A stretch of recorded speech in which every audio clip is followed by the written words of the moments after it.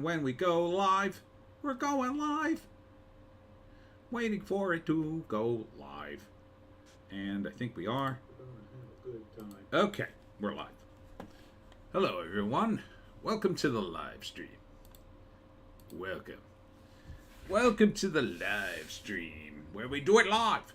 We do it live, Joan. Live. No rehearsal.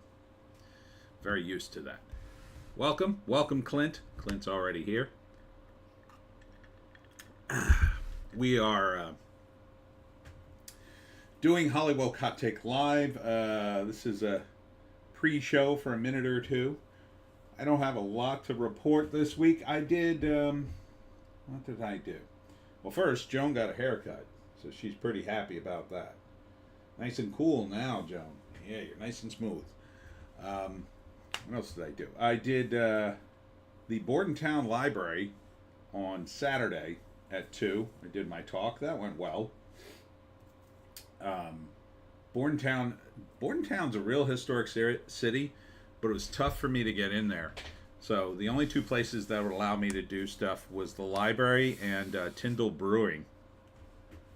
The bookstore there wasn't interested.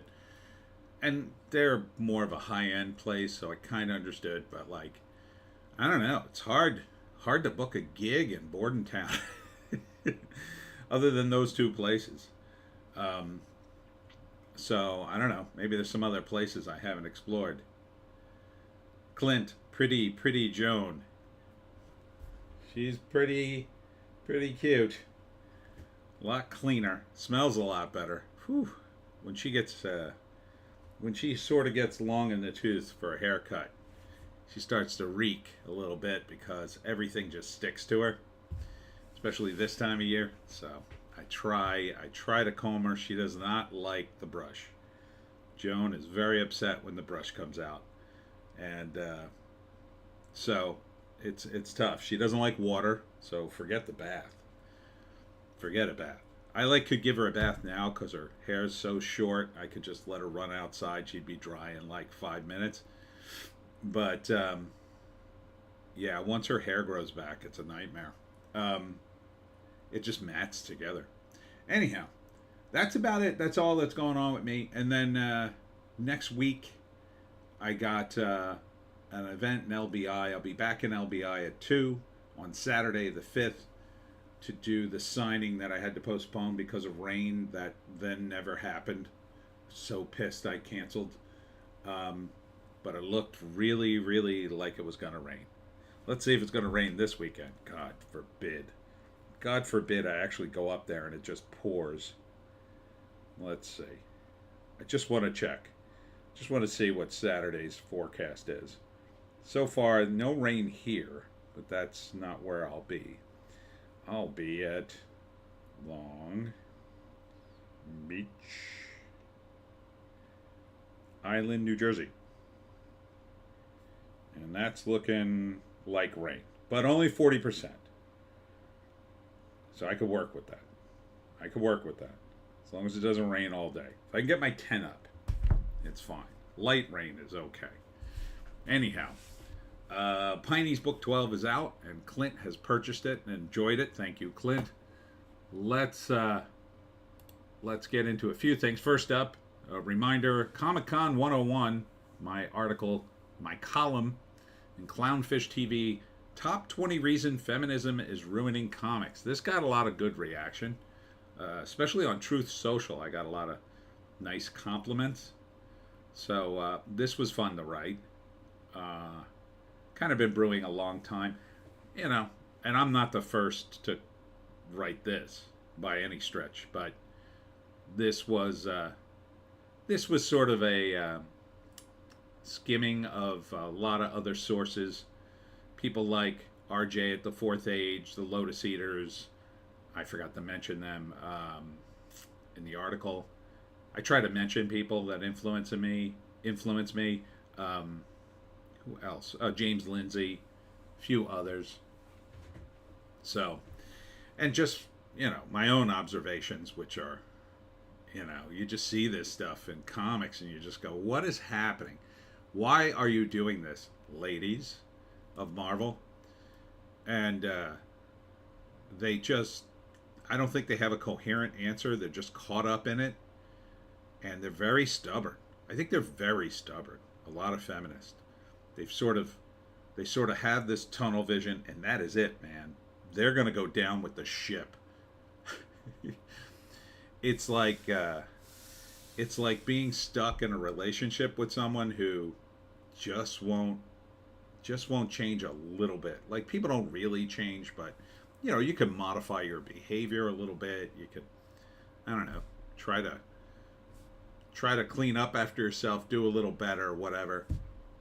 It's like being stuck with somebody who just refuses to do anything other than go right straight forward ahead, just like they used to.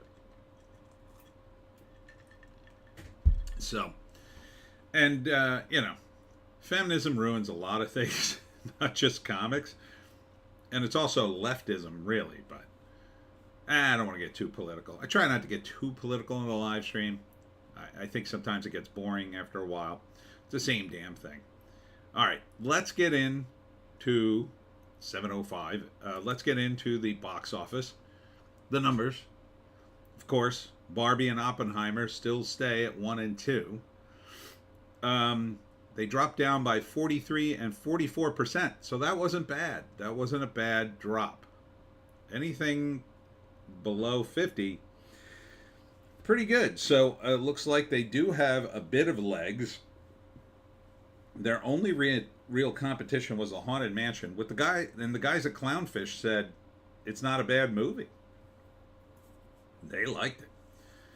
They like a lot of Disney stuff, and it's sort of classic Disney, the Haunted Mansion ride.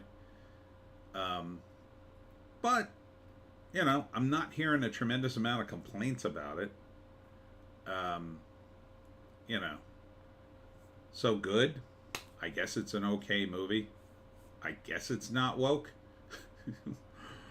You know, that's part of the problem these days. Carter Chain is here. Hello from the UK. Hello, Carter Chain. Hello. Hello, lad. You know, it's good. It's annoying that we have to always ask, is this movie going to be woke? You know, I think it hurts movies. It really does. Like, when you see a cast like the Haunted Mansion, my first reaction now is, wait a minute, is this movie woke? Oh, it's a super diverse cast. I don't know. Instead of just trying to go see it, because so many of these movies have been ruined. They've just been ruined. Now, my expectations wouldn't even be that high for the Haunted Mansion. Carter Chain. Tony, I'm from Michigan. I'm just on vacation. Oh, right. I thought that was odd. I thought that was odd. I didn't think you were from the UK, but then in my own brain, whenever I see something like that, I go, well, you're wrong. Obviously, you forgot. And then I go, yeah, I'm probably an idiot. Instead, I've embarrassed myself both ways. Carter, Tony, I'm from Michigan. I'm just on vacation. Well, have a nice vacation. How's the UK? Is it nice?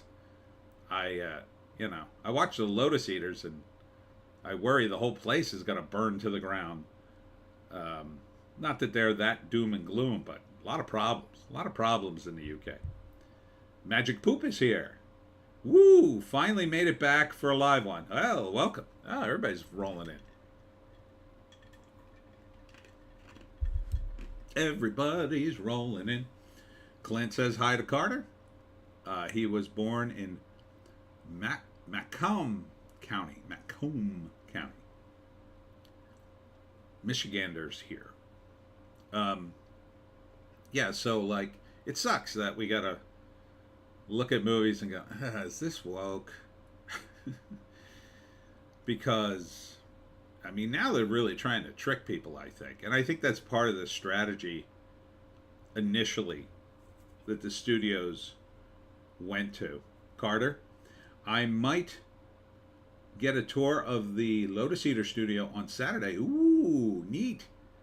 Tell him I said hi. Because they're trying to hide it better. Like, that seems to be the first move out the gate. Well, it's not that we went woke and emasculated all the male characters and race swapped everybody. It's just that everybody noticed too quickly. Let's slow that. Let's roll that back, and we'll get the ESG, and these idiots will be happy. So, to some extent, I think that's Barbie. But with Barbie, I think, in general, women are more of a captured audience for woke stuff anyway, because a lot of them are woke, or they feel the pressure to be woke.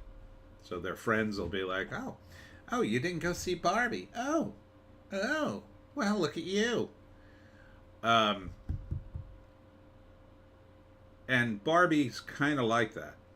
Barbie's kind of like the advertising look fun and crazy, but the actual movie seems to be very woke and feminist. I wouldn't go see that movie. Not after the trailer. If the trailer had been funny, maybe. I mean, maybe if I was dating somebody who really wanted to see it and it looked funny, but God, it sounds like I'd be walking out of that movie. Some hot girl was dating me and dragged me to that movie, I'd be like, ugh, I don't know how much more I could sit through. Because you got to figure any girl that would drag you to that movie would probably be not exactly hot to be in a relationship with anybody. I don't know if I should have sex with you. I feel like you're in the patriarchy because you're a man. So I don't know. Maybe if she was like completely blotto, just drunk off her A, because that seemed to be a thing. Everybody was partying, but that would be more like a girls' night out thing, I think. But yeah, I mean, they advertised it in such a way that it seemed to be a comedy-ish type movie, crazy movie. But you see all these clips of the heavy-handedness of men and capitalism. It's like, who the hell wants... I'd be pissed. And I used to complain about this all the time when I'd go to movies with my friends and see a movie that, like, it would be a lazy movie in that they would do these cheap tricks that in the moment you could kind of get past because the movie was moving so quickly. But once you got outside the theater and you're walking back to your car and you start thinking about the plot, as I always do, you start to go, wait a minute, that doesn't make any sense. They just glossed over this, and this. And that's the main problem I used to have with movies before they went woke. Like, if you stopped to think about the plot at all, it was terrible. It made no sense. It didn't play the characters to the height of their intelligence. So, I don't know. They're definitely going to make sequels to Barbie. I mean, let's look at the money. It did $93 million this week, second week. So that's pretty good. I mean, last week was 150-ish, 160. So they're at 774 worldwide. So this could make $1 billion. I think it's going to be close, though. I think it's going to be close because you got to figure it's not doing as well overseas.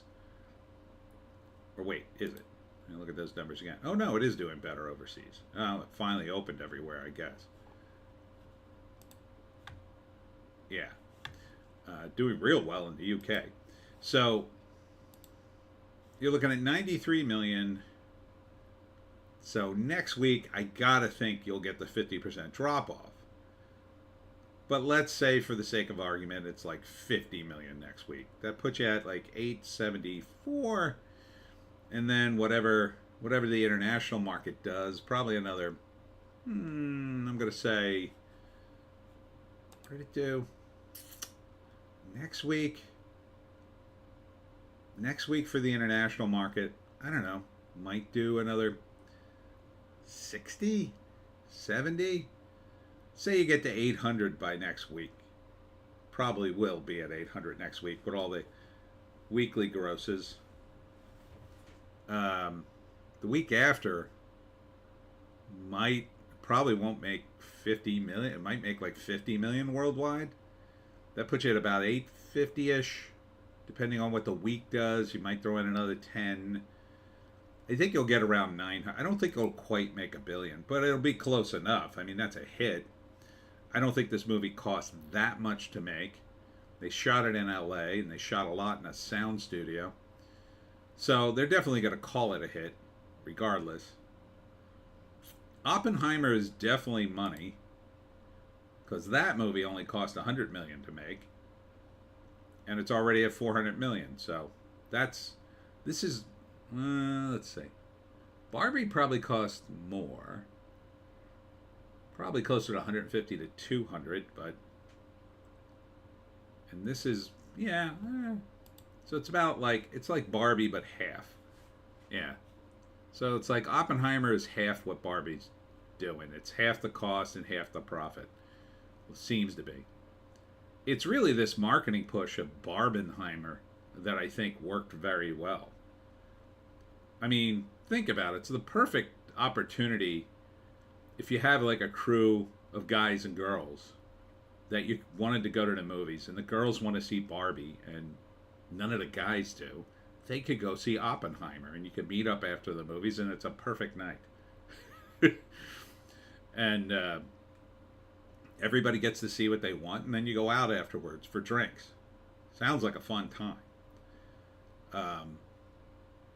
So next weekend, though, I would think it would drop off. I'm surprised it did this well. I didn't think it would. But there you go. Haunted Mansion at 24 and 200,000, 9 million worldwide. 33 million total worldwide. This movie probably cost a lot of money. It'll probably break even-ish, maybe.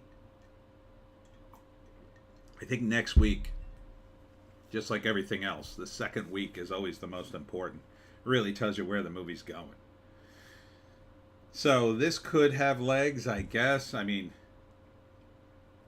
you know, Sound of Freedom, amazingly enough, in 4th place, above Mission Impossible at 12.4 million. It's in more theaters. It's in its 4th week. That's pretty good. It only dropped 37%. Next week, it could beat Haunted Mansion. It could beat it, which would be crazy. If Sound of Freedom beats Haunted Mansion next week, that'd be nuts. It goes back to 3? That's pretty crazy. And they're talking big things for this movie now. Now there's rumblings of an Oscar nomination. I think maybe it will get at least a nomination, so the Academy can attempt to lure in all the friggin' customers they've lost over the years. All the people who won't watch most of these movies now definitely came out for Sound of Freedom, I think. So, what's it at total? 148 million. This movie only cost 14 million to make. So that's definitely money. And they're talking an international release now. Now looks like they only got 4 countries so far, but the rumor is they're in negotiation for more. So this is their first, I think it's Angel Studios' first really big hit, but I think they also did Cabrini, which isn't out yet, but I don't think it's out. Is it? No, it's not out yet, but it's coming out. I think. Don't think it's out yet. So they're in the money. Number 5, Mission Impossible: Dead Reckoning Part 1. And now I understand why Tom Cruise was so pissed when he found out the release dates of Barbie and Oppenheimer and all that. Because I think he had lined up this date first. He might have been better off waiting a week. If he had, wait, when did he release? That was 3 weeks ago. So if he had waited, he came out the week before. maybe he would have been better off the week after, or it should have been the MI Barbie weekend, right? You could have teamed it up with Mission Impossible and Barbie instead of Oppenheimer. But, you know, you would expect Tom Cruise's Mission Impossible to stand on its own. I mean, it's not doing bad, 447 million, but that might not be money. I mean, that might be just breaking even, considering this was shot during the pandemic and they had a lot of delays. That's when Tom Cruise had his little meltdown. So I don't know. It's I hear good things about it. I don't know. I was never a big fan of the Mission Impossible movies. I saw one that was okay. The guy from The Incredibles directed it. One that takes place in the desert. It was all right. I don't know. The stuff they do in it, it's a little too slick for me. Doesn't feel grounded in reality much. But I mean, I'd watch them. But like Fast and Furious, I'd watch that too if it was on. But really, I could come in the middle of any of those movies and be completely not invested in any of them. Although I hear the one with what's his face? Oh, the guy who died, Philip Seymour Hoffman. That one's supposed to be really good, but I don't know. I never got around to seeing it. I mean, I can't believe it, but there's just too many franchises. They're too long. They don't feel important. You know, at least James Bond, they were all based on books. The books were good. The movies, most of them were good. And then they ran out of books because it was so popular. I think they should stick to, you know, when it comes to this kind of stuff, there's so many book series. I don't know why they don't just do them. I mean, the blueprint's right there. Mac Bolan, the executioner, has like 333 books, I think. A ridiculous amount of books. Like 300 books. All about a guy who's basically the Punisher. They say the Marvel Comics guy just copied Mac Bolan and gave him a skull shirt. So, it seems to me, you could license Mac Bolan and do a series of movies that would be huge. It would be freaking huge. And you could just follow it. You could set it in the 70s when they were written. I think that would be fun. I'm psyched for they clone Tyrone, which I think takes place in the 70s too. That looks good. I like 70s stuff. But for that series, it works even better. Because there'll be all sorts of cool details from the books they can add. That's what's missing from some of these movies. The details just aren't there. You know? That's why I like Sound of Freedom. The details were there. Oh, the horrible, horrible details. You know, for Haunted Mansion, maybe there'll be details from the ride. Oppenheimer, there would be details, certainly. Barbie, it's all made up nonsense I don't care about. And Greta Gerwig, I definitely don't want to see what's in her brain. Anyhow, number 6, Talk to Me, which premiered at 10 million. That's not bad. It's basically a horror movie. It looks okay.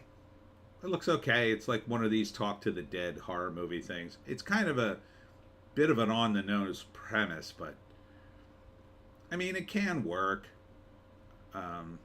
Definitely better than some of the other indie horror movies recently were just bizarre and weird. Number 7, Indiana Jones, still hanging in there, but going away at $4 million. It still made $4 million. I'm shocked this movie made $4 million, really. Wow, 356 million. Wow. That is just not money. Oh boy, is this not money. This is, I mean, they must have spent, the rumor is they spent $329 million on the movie. And then when you add, you're talking about $500 million when you're talking about the advertising. They've been talking about this movie for like a year and a half, 2 years. Clint Miller, Indiana Jones wasn't that bad of a movie. Always a plus when he's fighting the bad guys from Germany, I'll say, because YouTube is weird about that word. The female lead's character was an irredeemably unlikable POS, though. Yeah, I mean, that's all they had to do was not put her in it. If they had just made an Indiana Jones movie, like a best of kind of thing, where, I don't know, whichever villain's relatives or friends are still alive come back to get him, would have been great. You know, and again, as much as the fourth movie was stupid, I think they should have brought back Mutt, or they should have dealt with Mutt in a different way, recast him. I mean, if you're gonna make these kinds of changes to a characters, what is recasting at this point? What is recasting a role really gonna do to hurt it? Just recast him. If Shia LaBeouf won't do it, or you can't work with him, recast him. Add a new character. Ugh, the worst new character ever. Yeah, she looked... Every clip I saw, I just thought, what the F? Why do you think this belongs in an Indiana Jones movie, Kathleen Kennedy? That's all on her, I think. Kathleen Kennedy, God.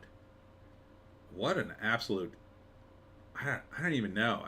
I'd like to say idiot, but she's rich. She's not that stupid, but... Just, I don't know, evil? I mean, someone who could ruin so many things for her own, I don't know what she was thinking. I really don't. I mean, you could just have taken Fleabag and put her in her own movie. With the money you spent on Indiana Jones, you could have done Indiana Jones and a movie with her. You know? I mean, I get it. Harrison Ford hurt himself, but he also had all this CGI where he's a 35-year-old looking dude. But I don't know. I didn't see the CGI in that movie. I did see it in The Irishman, and it was not good. And it wasn't the face, although part of it was. Like, the face didn't look good in De Niro's character. Yeah, he looked a little younger. But the worst was they try to do a stunt with him where he's beating up a guy and he just has the body language of a guy his age, like in his 70s or 80s. Was he 80? No, I think he was in his 70s still. And I just thought, yeah, this isn't going to work. I mean, you could have hired a guy that was younger, that had the body type of... De Niro, and put his face on him. I think that's what they did with Indiana Jones, but John Rhys Davies is showing his age. That sucks. I like him. He's good. He's another guy, just, I don't know, can't seem to get a project of his own. He's always a great side character. So, I guess you'd call him a character actor. They always work. But, yeah, it's a shame.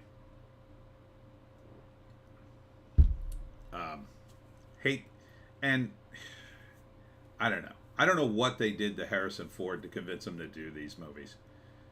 Really. Star Wars, Blade Runner, and Indiana Jones.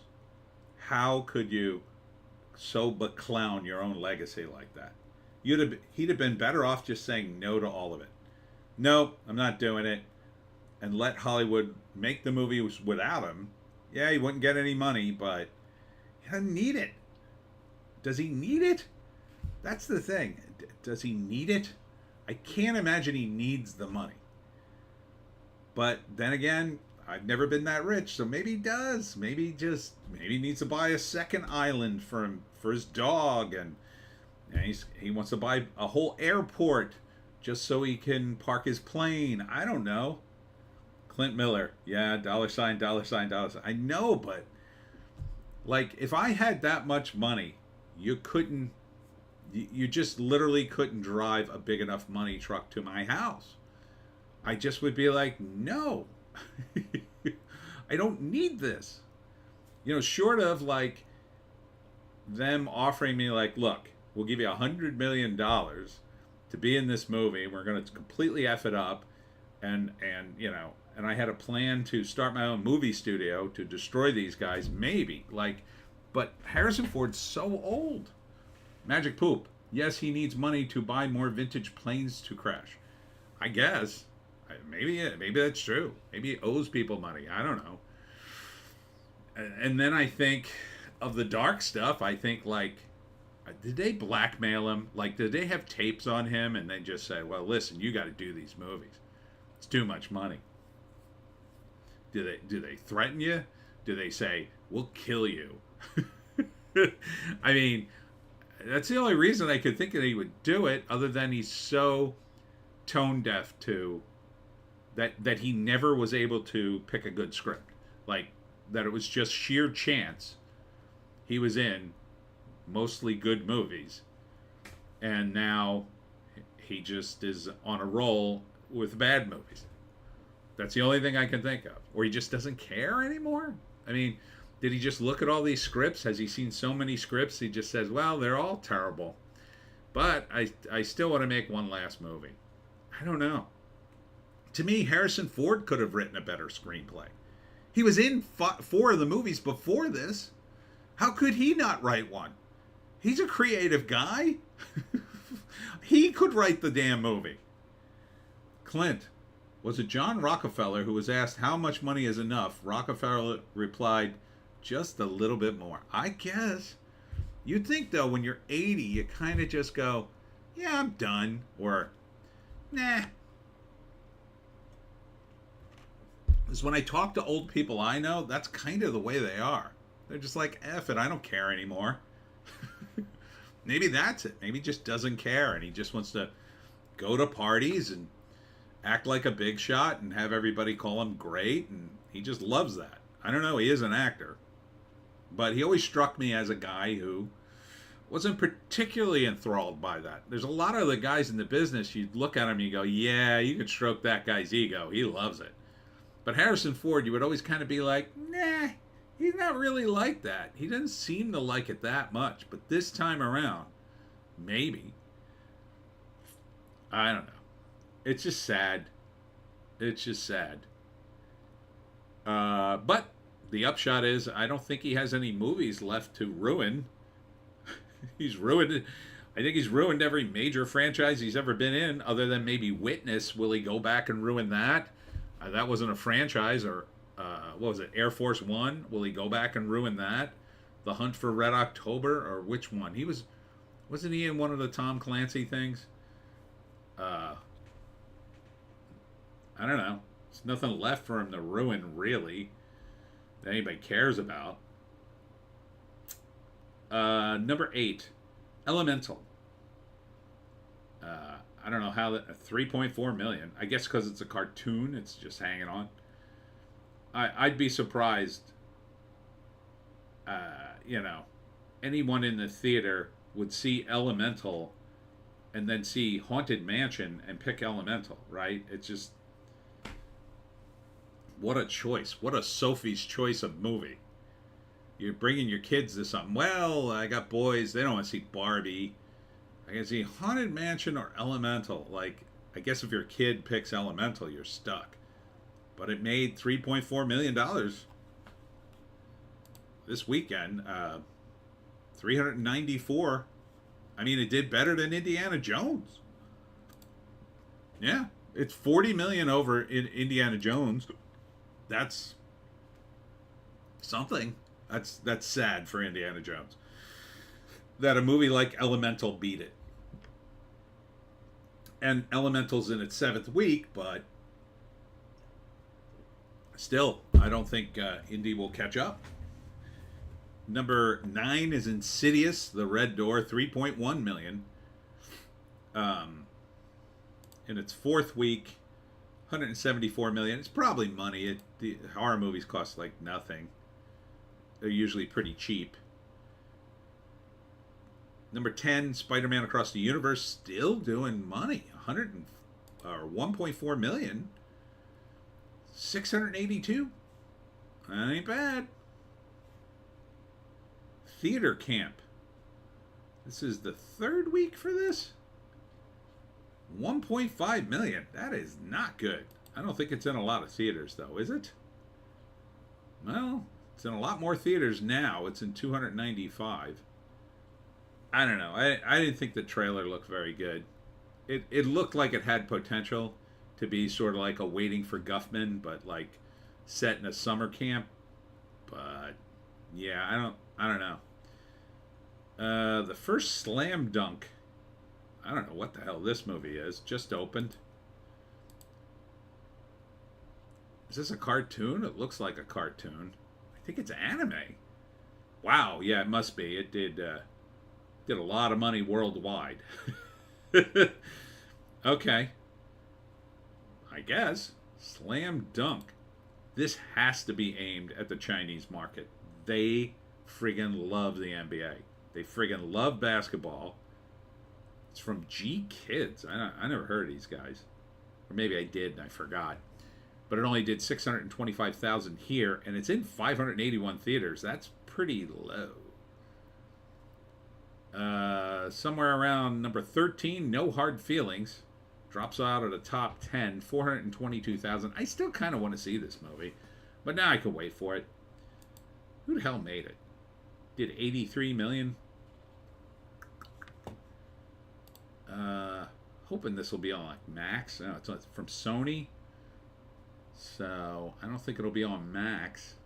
Might be on Netflix. Sony doesn't have a platform. I just realized that. Just about everybody else has a platform but Sony, right? Sony doesn't have a platform, Sony Plus or anything. I still kind of want to see it, at least to see Jennifer Lawrence naked. Transformers Rise of the Beast finally going out. 355K on its 8th week. I hear good things, but I wouldn't see it. I'm so sick of the Transformers. I'm glad they used Peter Cullen, but so sick of it. The Little Mermaid, number 14, 266K, 208 theaters, on its way out. I mean, it did 561 million worldwide. That's not bad, considering the backlash. But then a new movie, a lot of new movies this week, The Essential Church. This sounds like a Christian movie. I have no idea. Haven't seen a trailer for it. 250K, kind of nothing. In 300 theaters, 301 theaters, that seems pretty low. Pretty low. Asteroid City, still hanging on there for 151K. This movie did not do well at all. 46 million, yeah. I mean, I'd be surprised if that was break even. That sucks. It looked good. Of course, I didn't see it, so. I know. I just can't spend money like I used to on movies. I used to go to everything. I used to just go to the theater all day. I don't have the time and I don't have the money. But Asteroid City is on my list. Joyride. I wanted this movie to tank. It looked terrible. 87K. It has done 13 million worldwide, and I'm shocked that it did that much, quite frankly. Somebody's doing weed trimming outside my house. So that's dropping fast, and I own like three shares of Lionsgate, so. It's not like I'm totally rooting against it financially, but I just hated the trailer. Ruby Gilman, Teenage Kraken, never stood a chance. On its way out in its 5th week, 61K. Did this make anything? $38 million? No way that's money. It's an animated. That cost a fortune. No way. Super Mario Brothers still in 96 theaters. 39K though. It's probably time to take it out. $1.3 billion. Guardians, 33K. Still in 50 theaters. On its way out. 837 million. I mean, that's $2 billion for Chris Pratt for 2 movies. That's pretty impressive. A Fire. I forget what this movie was. Some art house movie. Oh my god, it made 133K. Oof. Oofa. That is not good. But it wasn't in a lot of theaters, but still. It's only in 44 theaters, but still. And then a bunch of premieres. Bobby Wine, the People's President. Clint Miller. Start cracking some jokes. Ha! Bobby Wine, the People's President. What the hell is this? I guess some dude ran for president and they did a documentary and it made $18,200. It's only in 2 theaters though. Kokomo City. It's in 1 theater from Magnolia Pictures. Made $16K. No idea. The Unknown Country from Music Box Films made $10K in 3 theaters. No idea. At least a lot of cool stuff's coming out, I guess. Lakota Nation versus the United States, now in 16 theaters, only made $6 grand. Sympathy for the Devil. Haven't heard of this one. 63K worldwide. Sounds like a foreign movie. And finally, The Beast. It's in 1 theater. It made $5 grand. Can't really tell what the hell's going on in the movie poster there. So yeah, that's it. Start cracking some jokes. These are the top 20 movies. We're above, I'd say, 11, 12, 13, 14, 15, 16, 17, 18, 19, 20, 1, 2, 3, 4, 5, 6, 7, 8. Top 28. Top 28. Yeah, of the United States. So they're all at the top. Again, like, it used to be more spread out. So centralization, everybody's greedy. They're all trying to get that that hit. And you look at Disney, more movies have flopped than anything else. And Haunted Mansion, even though it's got pretty good buzz, is probably not going to be a profit-winning endeavor. It's a shame if it's a good movie. I mean, if the guys at Clownfish TV like it, I mean, I would at least give it a chance. So, yeah, it's kind of a sad summer. Summer of suck, as we always called it, me and my friends. The Sound of Freedom was good, though. That was good. I still kind of want to see Oppenheimer. Maybe I'll go see it. Mission Impossible, maybe. I don't know. Not really. I really don't want to bother. If I could see it for free, I'd probably go. And No Hard Feelings, I still kind of want to see. Because it's a comedy. Everything else, I kind of could wait until it comes on one of the streaming services and then ignore it there. So, total take, though, was $211 million. But like half of that is Barbie. So, I mean, it's saving Warner Brothers, I'll tell you that. Barbie's saving Warner Brothers. Because they did not do well with The Flash. Ooh, no. Not well at all. So, hopefully, Warner Brothers continues to kick out the woke. But the rumor this week was that Disney did it. Disney's firing everybody.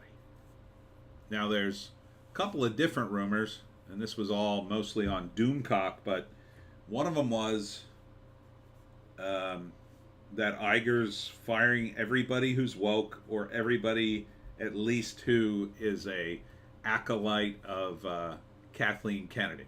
He's just purging them all. A bunch of them quit on their own rather than be subjected to humiliating tasks. I think that's partly because they may have contracts where they can't just fire them, or they get some big package. They need to get them to quit. And then the rumor is that they're giving them terrible tasks to do, like boring tasks. Oh, sit here and count all the paper clips kind of tasks, in order to get them to quit. And a bunch of them have. And then the other rumor is Iger is prepping Disney to be sold. He's selling everything. You know, everything but maybe the parks. And he's going to hold on to them, or he may sell Disney. Arden is here. Sorry I'm late. Stormy says hi too. Hi too, Stormy. So if he's prepping Disney to sell, it may be partly why he's getting rid of all these people. He would have gotten rid of them anyway, because it just makes the whole company look leaner and meaner. Hey, look at this. We're operating with this kind of overhead. And, you know, the overhead was 3 times that when they started like last year. And now it's really low. And maybe that makes them more attractive to, say, Apple, which is the rumor that Apple may buy it. Clint, exile beats the guillotine. It's true. But you got to figure these people make an insane amount of money already. Like, do you really want to give up your insanely high-paying job just because they're giving you, finally, you have to do some grunt work? Ardent, Stormy says she's read 1 to 6 of the Pineys, by the way. Oh, thank you so much, Stormy. That's so nice of you. I hope you enjoyed them.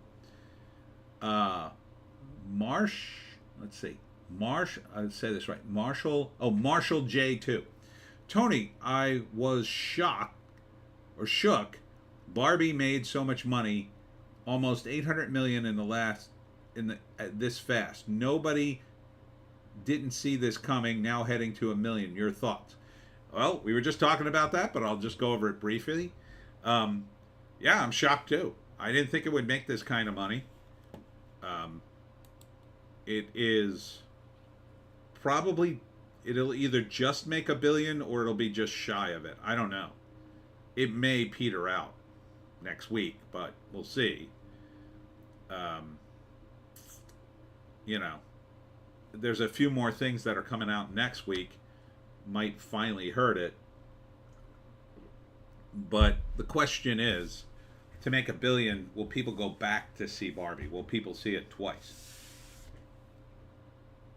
Clint, The Last Voyage of Demeter comes out August 11th. Yeah, that looks really good. That looks really good. I like the look of that trailer a lot. It looks friggin' crazy. But Barbie, yeah, I mean, if it did 93 this week, and it probably did like 100, say 100 this week internationally, so you're probably looking at another 100 million next week. Puts you at 874. Yeah, the rest of the week, maybe it puts you at 900. A week after, you're at 50 million. And it puts you at about 950, then 70. And a week after that, you get 12. I mean, it might just make 1 billion. It's going to be a little tight, I think. And if it drops off a cliff, as I thought it would, it could fall short. But, they will tout this. Oh, my God, we'll never hear the end of Barbie if this cracks 1 billion, though. So, and now they're going to do sequels. And now Mattel's got 8 movies in the pipeline. Barney, Polly Pocket. I don't know who would want to see these movies. Barbie, I can almost understand, even though it looks god-awful. But who the hell would want to see a Barney movie, and it's going to be more an adult theme? What? I don't get that. Polly Pocket, I don't even remember that toy. And then a bunch of other stuff from Mattel. Who cares? But now that this is a hit, we got to make it. So, we'll see. It's definitely saving Warner Brothers. Is this the future we're doomed to? So now it won't be horrible superhero movies. We're going to be subjected to endless movies based on toys and games we used to play. Oh, I can't wait for Parcheesi, the movie. Oh, boy. Cards Against Humanity's coming out next week. I can't wait. Oh boy, Apples to Apples, the movie is finally being developed? Wow. Like, who cares? But I don't know. People see weird things. I think people desperately wanted a movie to go see, you know? And they managed to do this with Barbie. And somehow Oppenheimer. Like, Oppenheimer's in that mix. I think, really, it just was in there to be like the alternative in that scenario where it was like, okay, hun, I'll take you to see Barbie, but I'm not sitting through that. I'm going to go watch Oppenheimer and I'll meet you after the movie. That's, to me, is the way it went down. Clint Miller, My Little Pony. Oh, Jesus. I don't even want to be anywhere near that theater if they make a My Little Pony movie. That's going to be a weirdo fest. There won't be a single kid in that audience, and you shouldn't send your kid to that movie. No, you might as well make Furry the movie. So yeah, I'm a little saddened that Barbie did so, especially because it's so friggin' feminist and woke. But look, if it gets women out of Marvel Comics and Star Wars, I'll take that as a win. Because I'm really sick of seeing women on dating sites go, oh, I'm such a nerd. I'm into Star Wars and Marvel. No, you're not. Stop saying that. They're so not. They don't know any Marvel history prior to, like, I don't know, 2015. It's annoying. So I would be more than happy if the women who keep following trends follow their trends right outside of comics. They go right out of comics, right out of video games, right out of it. You know, there are some fangirls who are genuinely into it. I totally know that. But I would just like to have them, and the clout chasers can go back to, I don't know, anything else. Ardent, Paw Patrol and PJ Masks? Is that the Mask, M-A-S-K, or is that something else? PJ Masks. What was that? Paw Patrol, I know. They made Paw Patrol movies. I think they did okay. I looked at a trailer. It was Paw Patrol. At least it was a kids movie. Speaking of kids movies, you know what trailer I just reviewed was Scooby-Doo and Crypto 2. That looks cool. Marshall J 2. It did make $26.3 million on last Monday and Tuesday. It made another $26 million, and Wednesday $23 million this past week. So they said they'll probably make $1 billion next weekend or the weekend after. Yeah, I mean, it could. I mean, these numbers are very high. I was a little suspicious of the numbers at first because they were in such even amounts, but yeah, it could do it. We'll never hear the end of Barbie. Oh my God, Barbie 2. I mean, you know, I don't know what the hell they're going to do for a sequel, because it sounded like they really didn't set themselves up for one, but okay. I guess it'll be more feminism from Barbie. Ardent, PJ Masks is a kid show from the last few years my nephews were into. I don't remember that one. Must be after my time watching that kind of stuff. Yeah, Marshall, I'm just, you know, Barbie, I guess people are seeing it. You know, I know people who do they go to movies just because they're popular. They don't see a lot of movies. They you know, they skim the headlines, and they hear about a movie, an movie, an event movie, and they just go. Oh, everybody's seeing that? Oh, we'll see it too. Because they just want to be part of the zeitgeist, I guess, and be able to talk about it at work. Because I'm sure people at work are saying, oh, did you see Barbie? Oh, no, I didn't see Barbie. Oh, you should go see it. Your wife would like it. Your daughter would like it, blah, blah, blah. And they go, okay. And they don't really think about it. They just go to movies and they kind of just zone out and go, oh, yeah, this is good.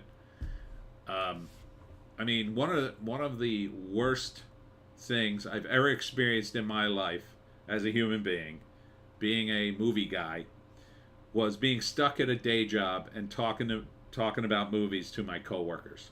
God, I wanted to jump out a GD window, because you'd be talking about movies with people who didn't really watch a lot of movies, didn't have a tremendous amount of thought in it. It's not that they're stupid. I'm not trying to put other people down, but when something's important to you and it's not important to a person you're talking to, but they insist on talking about it anyway as if it's important to them, it's so incredibly annoying, right? So, like, I love movies and I think about them and I write screenplays and books and stuff.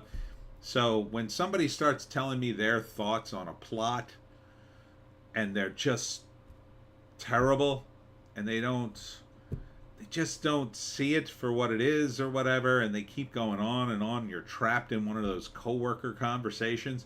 It's just god awful to me. Ardent, stream stuttering bad for me. Oh no. What's happening? Clint Miller, I like the sound systems. Yeah, it looks like I guess this is a problem with the stream right here. It looks like it's corrected itself. Oh wait, no, oh no.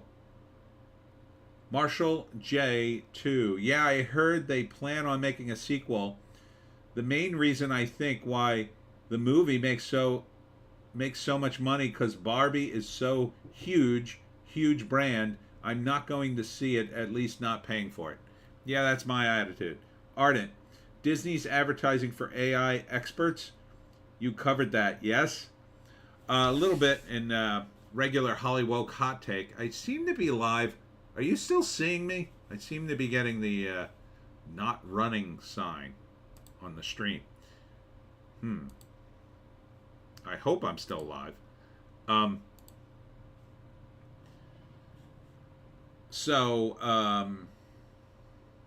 Yes on the sequel, Marshall J. It's definitely, they're definitely going to make that. Any movie that makes $1 billion, they're going to make a sequel to. Ardent, Disney advertising for AI experts. Yep. Ardent, yeah, you're going okay now. Okay, good. So the AI thing, yes, we could talk about that. I talked about it on Hollywoke Hot Take. Magic Poop, it stuttered twice briefly for me, but it's been good otherwise. Oh, okay, good. So, there were a bunch of articles during the week on the subject. For those of you who don't know, I think they've all disappeared off the front page by this point. But Netflix, Disney, and I think one other studio advertised big for AI positions. One was AI ethics, one was AI generative, and one was AI product manager. So this is on the heels of a double strike between the writers and the actors, which are the very people the studio, I think, wants to replace using AI. So they can definitely replace the actors at this point if they have enough computer nerds and power in their systems to build a movie inside a computer. And they're just about there. They're just about there. I don't think they're quite there where it's easy, but they can do it. Right? So we already have the studio for The Mandalorian they used, which was a 360-degree sound stage where they could turn the camera all the way around and just keep showing you an alien landscape. You have the ability to scan people in or AI generate people in video and move them around. You have the deep fakes. You also have the ability to sample voices and recreate them and make them say anything you want. JEC, CGI actors looks like S. That is true. For now they do. But if you can get them closer, I think they'll look good enough for the studio, because they're weighing the risk and reward, right? So the risk is you'll go into the movie and go, that looks like S. Why did I pay for this? I'm not going to see this movie, or I want my money back. The reward, however, is you made a movie that normally would have cost you, I don't know, 200 million, and it only cost you 10 million? So, if your $200 million movie flops with all the advertising and you don't make $400 million, you make nothing. But if your $10 million movie makes, I don't know, $100 million, well, you made a nice hefty profit there. And if you can make 10 movies like that, and you could take the CGI characters and have them do commercials or, I don't know, promos and video games. I mean, when you look at Toy Story, the Toy Story characters are essentially CGI characters, right? They all are. Now, you could say, well, that's a cartoon, but, you know, they look like toys. They can make toys that look exactly like those characters. Marshall J. too. Some people think the writers' actor strike could go down to next year's. Your thoughts? Ooh, I like how you're asking me lots of questions. My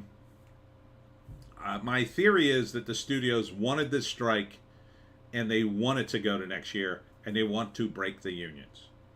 So, first, they want to get out of a bunch of contracts. They had a bunch of money last year or the previous years. The entire industry is falling down the stairwell. Disney is losing money. A bunch of the other studios aren't doing so great. So they want to get out of their contracts. They have these deals that they sign. They're ridiculous. But if the people they signed the contracts with go on strike, they can get out of some of those contracts. I believe that's force majeure, right? You won't work. I signed a contract with you. You're on strike. You refuse to work. Then you've broken. I now can call the contract null and void. I believe that's roughly how it works. Don't quote me. I'm not a lawyer. But they're going to use it to throw up their hands and say, no, we don't have to do those deals anymore. That starts, I think, August. That's some of the contracts they'll be able to start killing them. So they want the strike. And the reason I thought they wanted the strike, there was an article a few weeks ago about how the Teamsters Union was pouring money into the strike fund for the writers. And I thought, that's pretty nice of them. And now we have Dwayne Johnson poured 7 figures into the actor strike. Now, I think Dwayne Johnson's the kind of guy, at least he has the kind of rep. He probably just did that because he feels bad for people. But maybe this is a strategy on the studio's part. Let this strike continue as long as it can. We'll lose money in the short term, but we'll make money in the long term because we'll get rid of all this dead wood we don't want. So they're going to get rid of all these projects, right? Then let's say it's December now, and the studios are working hard on AI generated product. And again, it may not be the best. It may not look the best. But who knows? I didn't think Barbie looked the best. And people saw it. Now you can argue, well, that's not CGI or whatever. It's not. But it looks terrible to me. So when people went to see it. So you never know what people are going to gravitate to. Or maybe they'll just say, screw it. We've got billions of dollars. We will do reality shows. We'll do other things until we can get the strike resolved in our favor. And another way this could go down is they could resolve the strike and then basically screw the actors and writers. They could say, well, we feel bad. We're going to give you guys already in the union, we'll give you a little bit of money and a bit of a raise and whatnot, but you're going to have to give us some concessions on AI, because what we're going to do is have the AIs do most of the work, and then we'll hire writers to edit the work, and yeah, we'll hire actors, but we're also going to put clauses in our contracts so we can use those characters in AI for various things, and it'll save you. We'll give you a little bit of money, but it'll save you money or save you time in the long run, because maybe you won't have to do as much promotion. We'll just use the AI to promote the movie, right? So instead of having an interview with Margot Robbie, they send out, I don't know, AI Barbie to do the interview somehow. I think that's something like that could happen. So they're going to get something. The studios are bucking for something. Now, what the actors and writers should do is those guys with the millions and millions of dollars should do what Mark Wahlberg, Mel Gibson, and a bunch of other guys are doing, is start making your own damn movies. Go outside the studio system, go to other studios and say, screw it, we'll make our own stuff, celebrity driven, we're the celebrities, we'll make it, we'll hire our own people, and, we can't pay as much, which will be ironic because they're like screaming for pay. But we'll be an indie production, we'll make our own stuff, and then we'll force the studios, we either have to buy our product or, we'll distribute it ourselves. I mean, look at Angel Studios. They're doing very well. If, people who are screaming on the picket lines made movies that were doing well outside the studio system, that would be another way to stick it to them. And the studios could come back and say, well, you're making product on the cheap. But they could say, yeah, but we own that. And we get a piece of it. And we don't get a piece of what you do. The only thing you have to offer us, studios, is your money, which you won't give us. Marshall J. 2. Now you see or heard a lot of movies gonna be delayed because of the strikes. Keep hearing rumors the Marvels could be pushed back again to next year. Yes, I've heard those rumors too. That would be pretty much a disaster for the Marvels, I think. That would indicate to me that that movie's almost unwatchable, because when's the next time they would then release it? If they're not going to release it in November, they push it back to February. That's where movies go to die. Now, it could do really well in February, only because there might not be anything like it even close to opening in February. That's how Daredevil, the first Daredevil with Ben Affleck, did okay, because they released it in February and there was nothing up against it. So if they release the Marvels in like a February, it might not be embarrassing, at least in the opening weekend. It would win the opening weekend easily, and then maybe have a couple of okay weeks, so it wouldn't be an embarrassing loss to them. And then they could blame the strike. They could say, well, it wasn't a bad movie. Oh, it just came out during the strike, and that's all we had. And even though that's totally not true, it would look that way, but it wouldn't be true. Ardent, what do you figure the odds of a Stargate reboot is?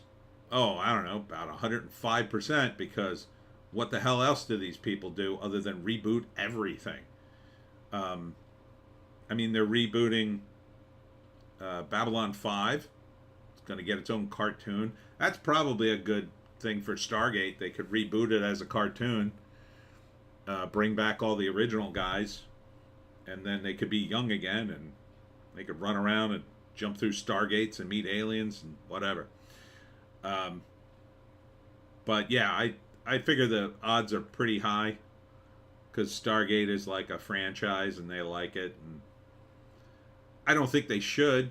I wouldn't reboot Stargate now. I wouldn't reboot anything now. There's too many reboots. There's too many franchises. If I ran a studio now, I would look at the other studios and say, no, we're going to do new stuff. We're going to not do what everybody else is doing. We're going to try to do new stuff. We're going to try to do broadly appealed stuff for our audiences. So, you do a couple of love stories, dramas, you do some comedies. Yeah, you can do some superhero stuff or action or whatever, but you want to make it different. You just want to make it different. Like, the one thing Barbie had going for it was at least it wasn't a superhero movie. Yes, it was an IP, but it was an IP they hadn't done a movie for yet. So you couldn't look, and they didn't totally F it up. I mean, they did get Margot Robbie. If they had put Amy Schumer in it, it would have been a disaster. You know, Amy Schumer was supposed to be Barbie, right? She was initially slated to be Barbie. I don't think she lost enough weight.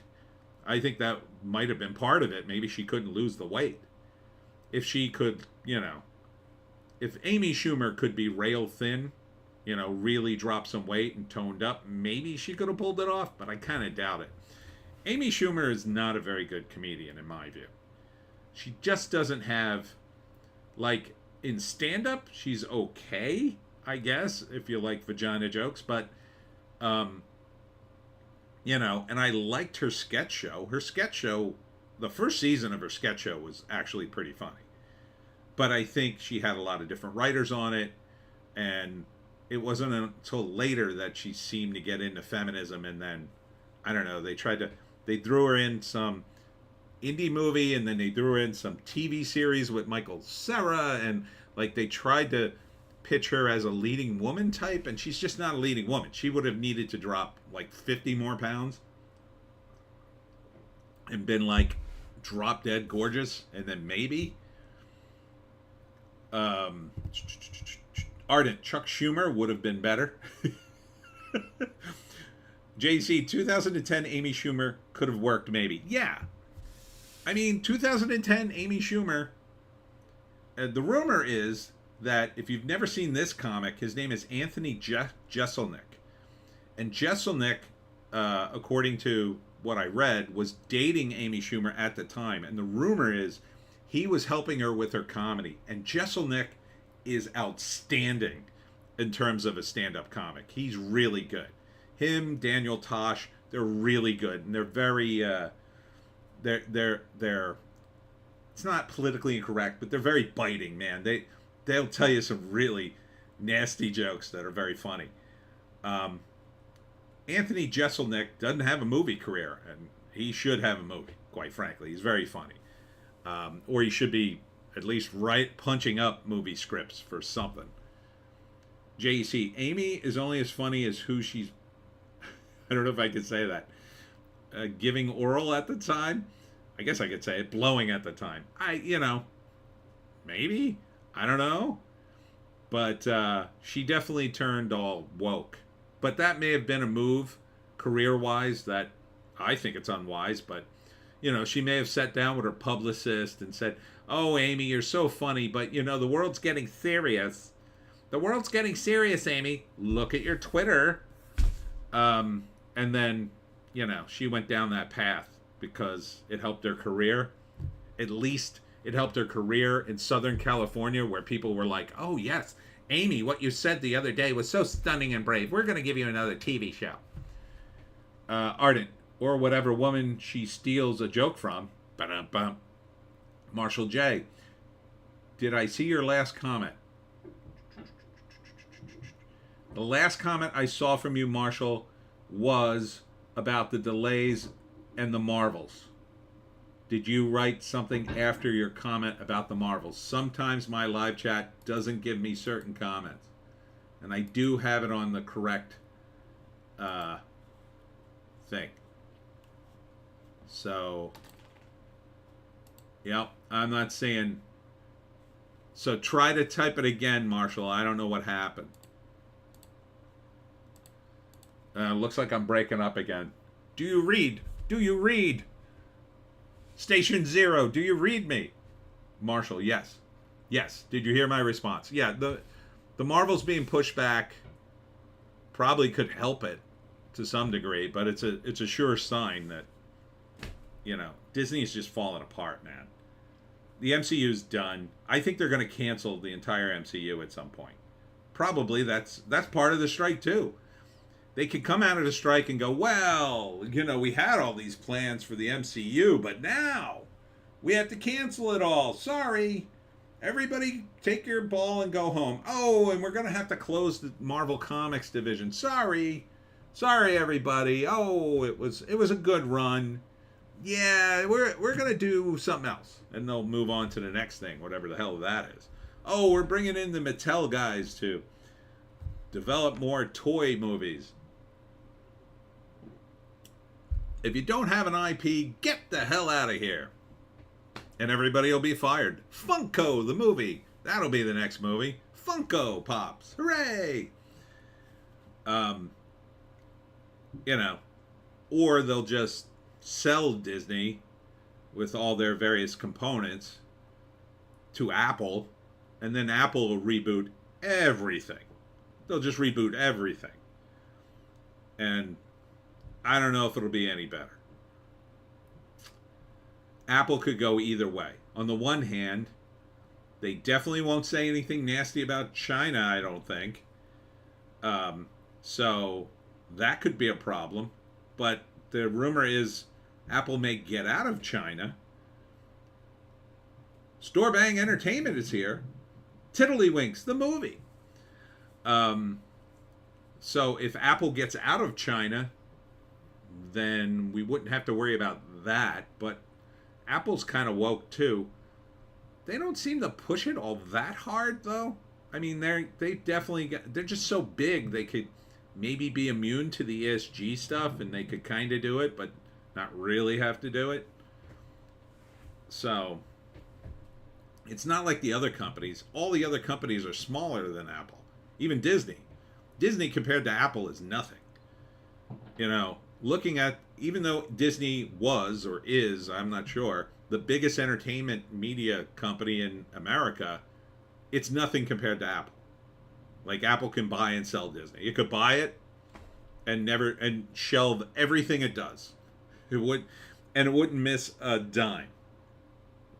Literally, that's how much money. I mean, Apple is worth $1 trillion. More, I think. More than $1 trillion. And Disney is worth billions, but it's not $1 trillion company. It would be like when Elon bought Twitter. Elon bought Twitter for $43 billion, but that's like a fifth of his worth. I mean, he's worth over $200 billion. So that wasn't, I mean, it was a big purchase, but it wasn't that big. With Apple, like, Disney would be an even smaller purchase. Ardent. Frisbee, the untold story of a man and his pie plate of dreams. JC, Apple is leaving China, moving to India and Vietnam.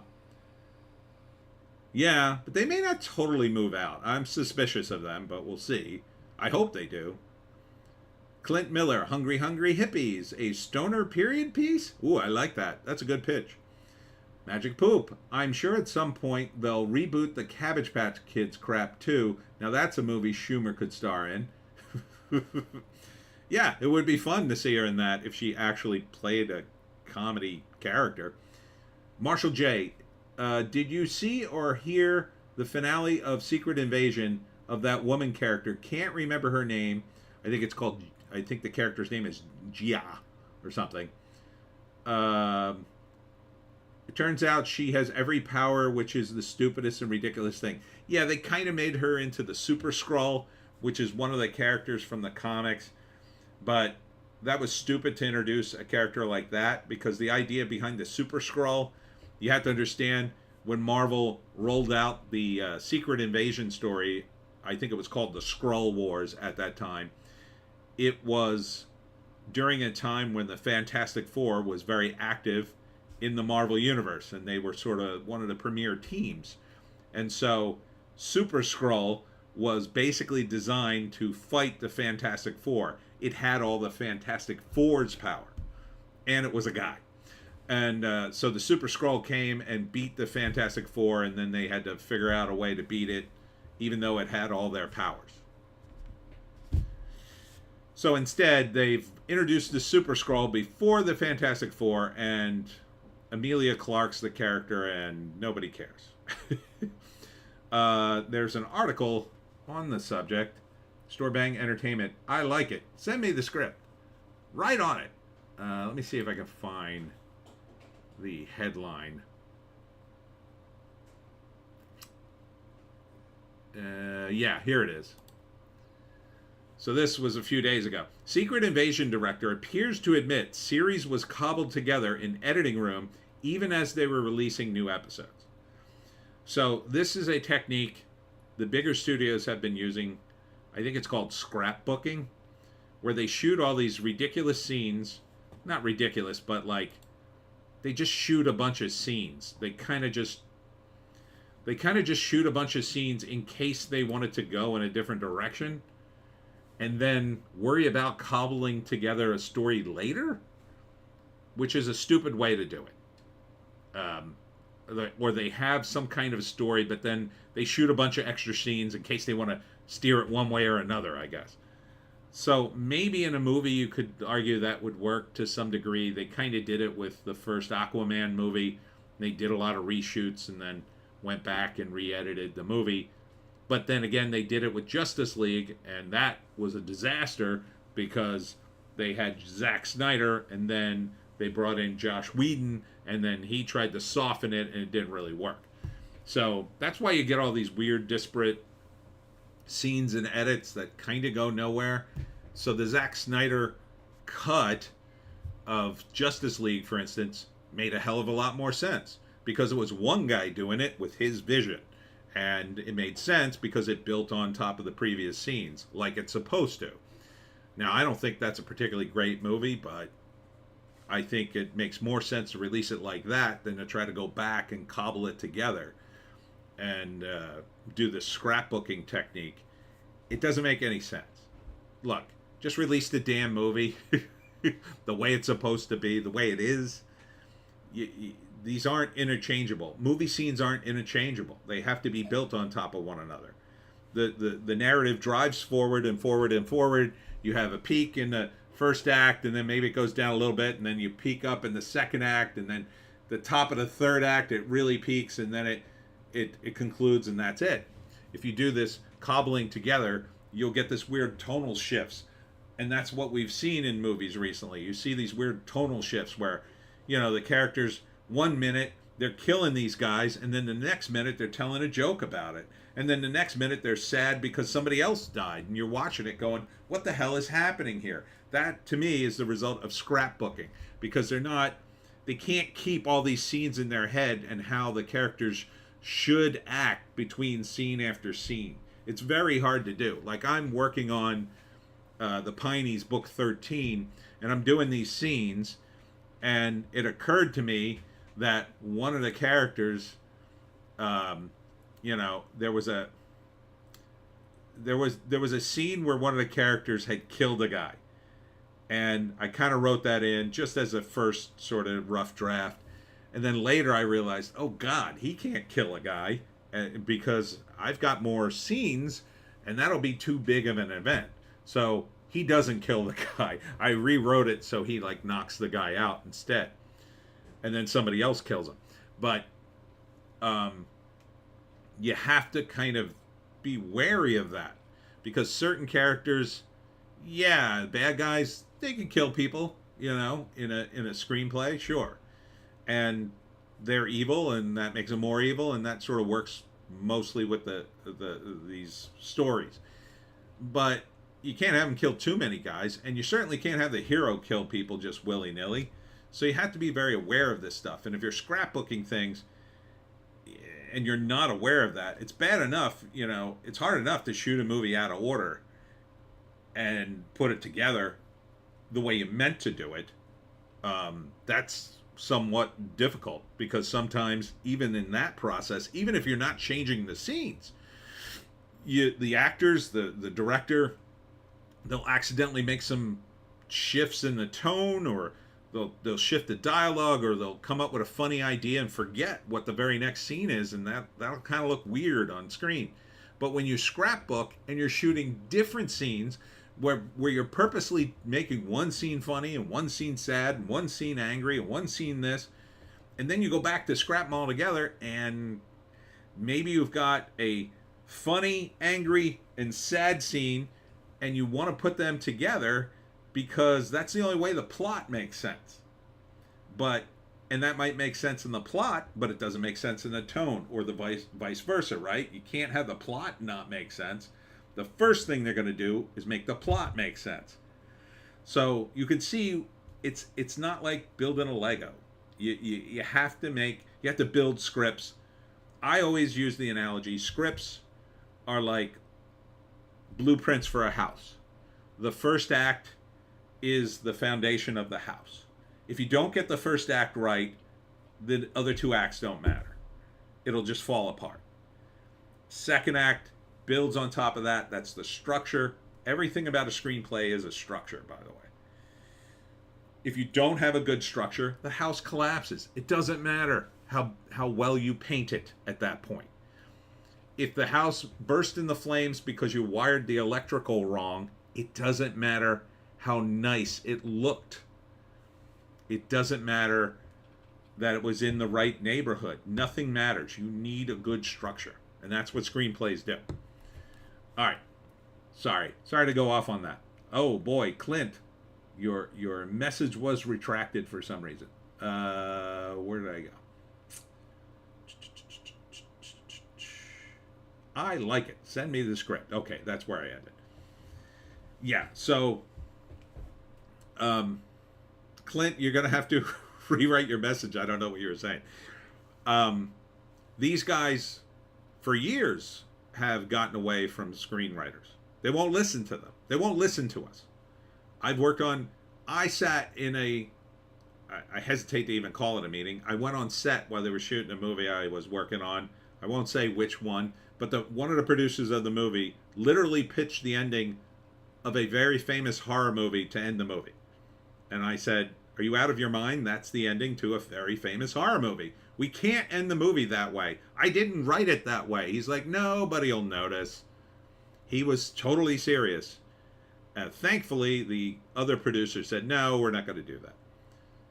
Marshall J., how do you feel about the new Exorcist trailer? Well, it looks good. I mean, I really like the original Exorcist. It's an amazing movie. It's so effed up. You got to watch it. The new one looks fine. I like that they tie it back to the original movie with an actress named Ellen Burstyn. And I didn't remember she was in the original movie until I read more about it while I was doing the trailer analysis. But she was in the original movie. She was the mother of the Linda Blair character who gets possessed. So she's in the movie. So she's brought in to be like, oh, when my daughter was possessed too. The only downside of the new Exorcist movie looks to be that there's a line in the trailer that goes, every culture has an exorcism. We're going to need all of them to get rid of this demon or whatever she says. That's the only line in the movie I was just like, oh no. So like somehow they're going to combine every exorcism from every culture instead of just using the ones they did, and instead of just using one. In the original Exorcist, it was a priest and another priest. It was who the hell was it? I forget the actor's name. Was Max von Sydow in the first one? I want to say he was. Marshall J. No, I read that one. Clint. It was a non sequitur, Tony. That's why I pulled it. Oh, okay. No worries. So, off the top of my head, I'd say The Exorcist, the Believer looks good. But I'm really worried about the jamming in every culture's exorcism ceremony in the movie. It sounds like, I don't know. It's suspiciously a woke move. Like, we're not just going to do a Christian thing. Here are all the other cultures coming in, and then they're just going to bring in all these guys and, I don't know, do all these weird ceremonies. It doesn't sound like a very good plot. It sounds like you should just probably stick with what worked in The Exorcist if you're going to do a sequel. Anyhow, let's see what's going on in the trades. Cardi B threw a microphone at an idiot who hurled a drink at her during a concert. I saw that. She throws the microphone, hits the dude. It was an amazing throw, by the way. But the music continues, including her singing. So I think she was lip syncing. I think it's her singing. I don't know. It's kind of hard to tell because it's like somebody off of somebody's phone. But the guy was a jerk. He is clearly in the wrong, I think.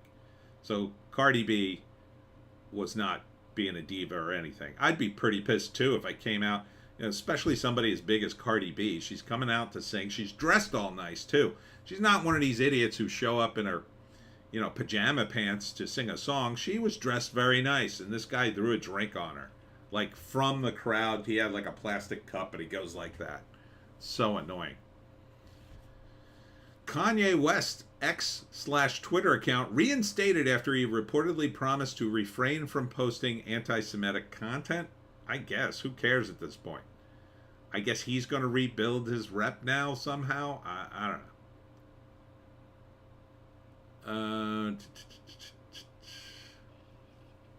The new Saw X trailer dropped. I did an analysis of that. I hate the Saw franchise, but I have to say the Saw 10 premise isn't bad. And they tied it into things that happened in the movie. The Saw killer died of cancer. I forget when in the franchise. But the premise of the movie is, and this is a prequel, it takes place, I don't know how many years ago. He was dying of cancer and he went to get treatment, and the doctors did an operation on him, charged him a bunch of money, and they didn't remove any of the cancer. So the guys he's getting revenge on are the doctors and nurses who lied to him. So it's not a bad premise, but I wouldn't go see the movie anyway. Ardent, not allowed to notice, I guess, Kanye. I guess not. Marshall J. Is it true The Exorcist nominated for 10 Oscars, including Best Picture? I can't remember. Oh boy, that was a long time ago. Let's see.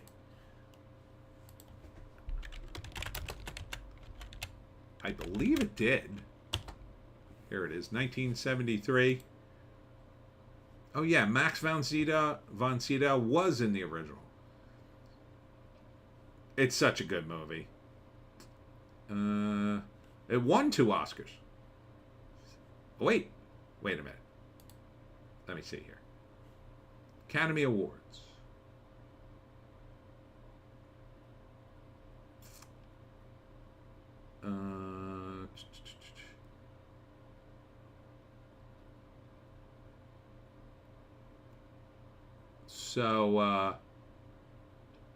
Academy Awards USA, 17 wins and 18 nominations for The Exorcist? Let me see. Or was the nominations? Oh, it says 17 wins. Best Picture. It won Best Picture? Did it? It should have. I mean, it was good. Why does it say won 2 Oscars, 17 wins, 18 nominations total? I don't understand why it says it like that.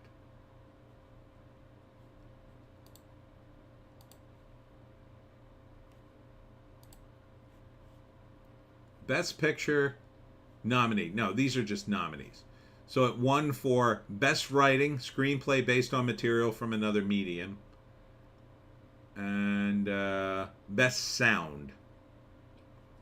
So best writing and best sound. Well, it definitely deserved best writing. It's a great movie. You should see it. But it was nominated for Best Picture, Best Actress, Best Actor in a Supporting Role, Best Supporting Actress, Best Director, Best Cinematography, Best Art Direction, Set Decoration, Best Sound. Well, it won for Best Film Editing, and it was nominated in England for the best soundtrack.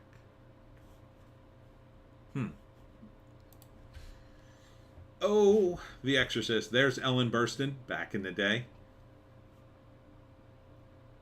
William Friedkin. He's got a great rep. He's directed some stuff. Is he still around? I don't even know. He must be up there.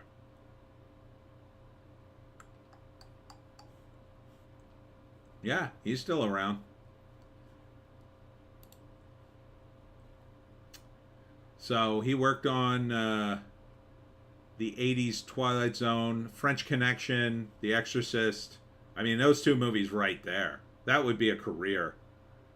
Those two movies are awesome. What else did he was on Alfred Hitchcock Hour, did one of those episodes.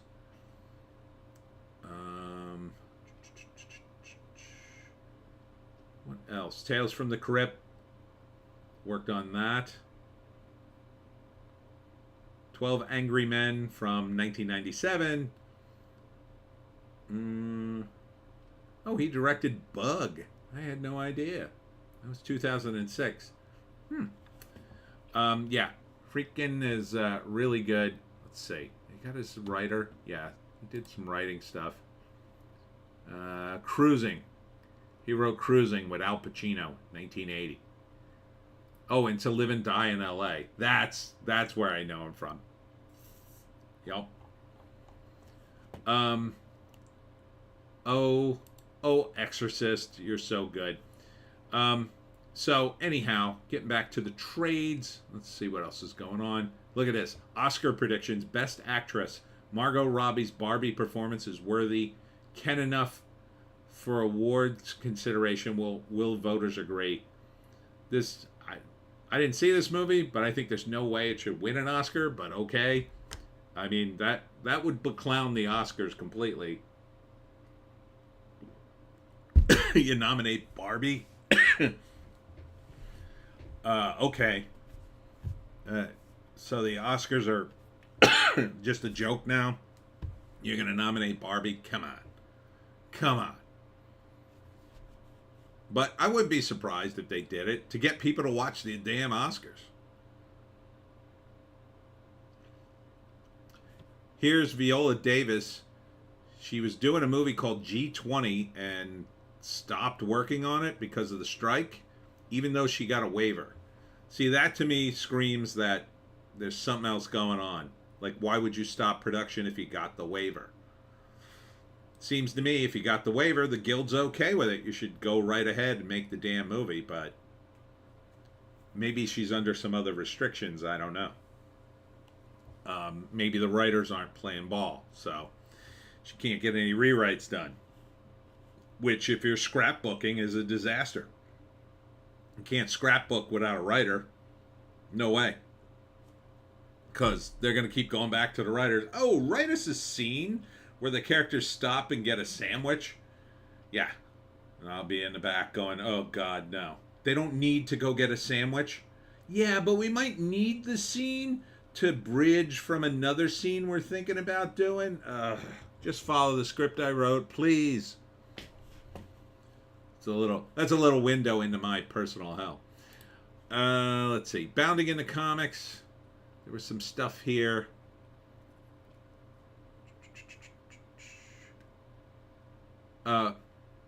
Marshall J. Yes, I heard Barbie could go to the Oscars. Do you think it'll have a chance to make it there? Well, considering that we're the state of the Oscars, sure. Because they just want people to watch the Oscars, and do I think it's worthy of an Oscar? No way. There's no way a movie like Barbie should be nominated for an Oscar. No way. Sound of Freedom, I could see you nominating that for an Oscar. Like, an Oscar movie has to be a movie that just, it goes beyond what it is. Now, I guess you can make an argument Barbie did that. I just don't think that's true, though. It's an event movie. Saying Barbie is like Oscar worthy would be like saying, I don't know, Terminator 2 was Oscar worthy. Like, Terminator 2 was an event when it came out. We all went to see it. It was awesome. And that's a movie we went to see again and again, but it's not Oscar worthy. It's just awesome. It speaks to me. Arnold shooting guys in the face back in the day. Barbie is kind of like that for women. It speaks to them. They love it, I guess. Some women. Clout chasing women. I think Barbie will be forgotten in 50 years. They'll make it again and again and again. Now that it made $1 billion, oh my God, they're definitely gonna make a sequel, and then who knows? In 10, 20 years, they'll get some other hot chick to be Barbie. Paramount Pictures CEO Brian Robbins says a Dungeons and Dragons Honor Amongst Thieves sequel is possible, but has to be cheaper. I don't know why you would announce that, because that's what studios always do. I don't know why you would announce, oh, it's going to have to be cheaper. That's like saying, hey, you want to see the sequel to this movie, only it won't be as good? Yeah. Hey, you want to come eat at my restaurant again? We're not going to use great ingredients this time, though. We're going to use cheaper ingredients. But you can come. Like, you just don't announce that. You can make a good movie for cheaper. Don't get me wrong. But will they do that with Dungeons and Dragons? I kind of doubt it. I think that movie looked like it was totally dependent upon the CGI monsters and the nutty things that went on. And I didn't go see it. And I played Dungeons and Dragons for like half my life. And I didn't go see the Dungeons and Dragons movie. They have such a terrible reputation, number one. Every Dungeons and Dragons movie after the next was awful. I mean, I hear this one's kind of watchable. But it looked very inside baseball. I mean, they used Displacer Beast and gelatinous cubes, like, and then, you know, the various dragons. It's like, I don't see a lot of the normies really tuning into that and going, wow, a gelatinous cube, that's cool. I've never heard of that. I hear them going, it's a big square monster. What? Marshall J. This is going to be Margot Robbie's first $1 billion movie, right? Should be. I don't think any of her other movies did anywhere near that. The Wolf of Wall Street didn't do $1 billion. You wouldn't even consider that her movie, really. You would consider, like, Birds of Prey her movie. That didn't do no $1 billion. Suicide Squad didn't do $1 billion. Yeah, I can't think of another movie. Yeah, so this would be big for her. Certainly for her career, she'd be set. Yeah, here's the other Mattel movie. This is the Barney movie they're developing. More adult. It'll have more adult themes. You know, Barney really needed to adult it up. Barney paying taxes, and Barney thinking about his relationship and his divorce and where his kids are going to go to school. Yeah, I can't wait. I can't wait for the adult version of Barney. Jesus. Barney was something we made fun of while it was popular.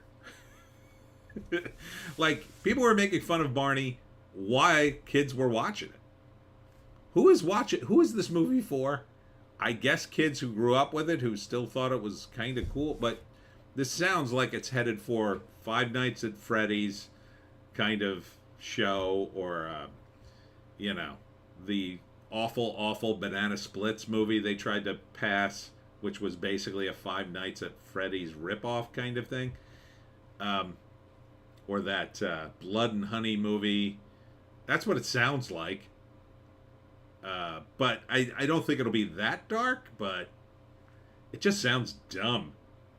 I don't even know what you would do with a Barney movie. I really don't. I would want to make it a kids movie, and you might as well make it a cartoon, so you could do fun stuff with Barney. Like, how are you going to do a live action thing with a celebrity? Like, working the celebrity in is the hardest part of that. Unless he's going to do the voice in a cartoon, like, you have to come up with some reason. Oh, Barney, here's your friend, Daniel Kula. I think that's how you say his name. Kaluuya?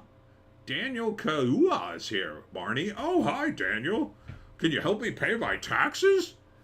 I think I can, Barney. But first, let's go out and get ripped.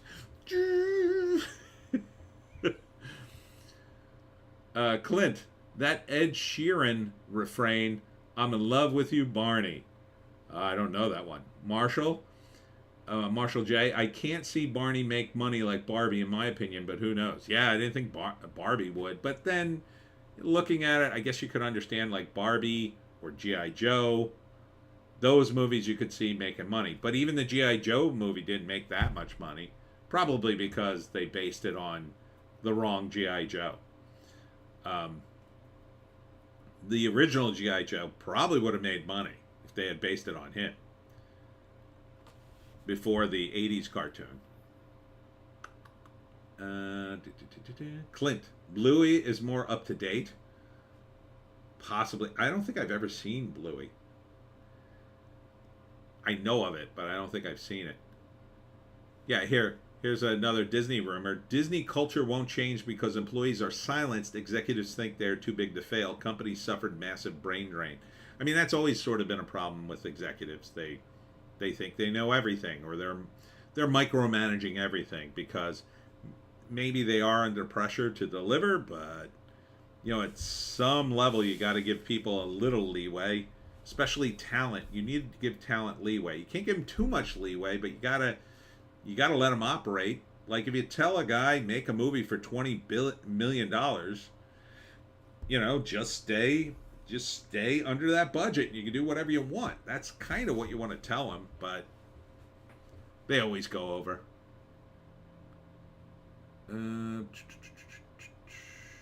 This was kind of a big headline. Elon Musk concurs with Matt Walsh that changing the race of white characters is anti-white racism, which pretty much seals the deal for the leftoids. They hate Elon Musk, that's for sure. But I guess it's good to get some acknowledgement from somebody on the top.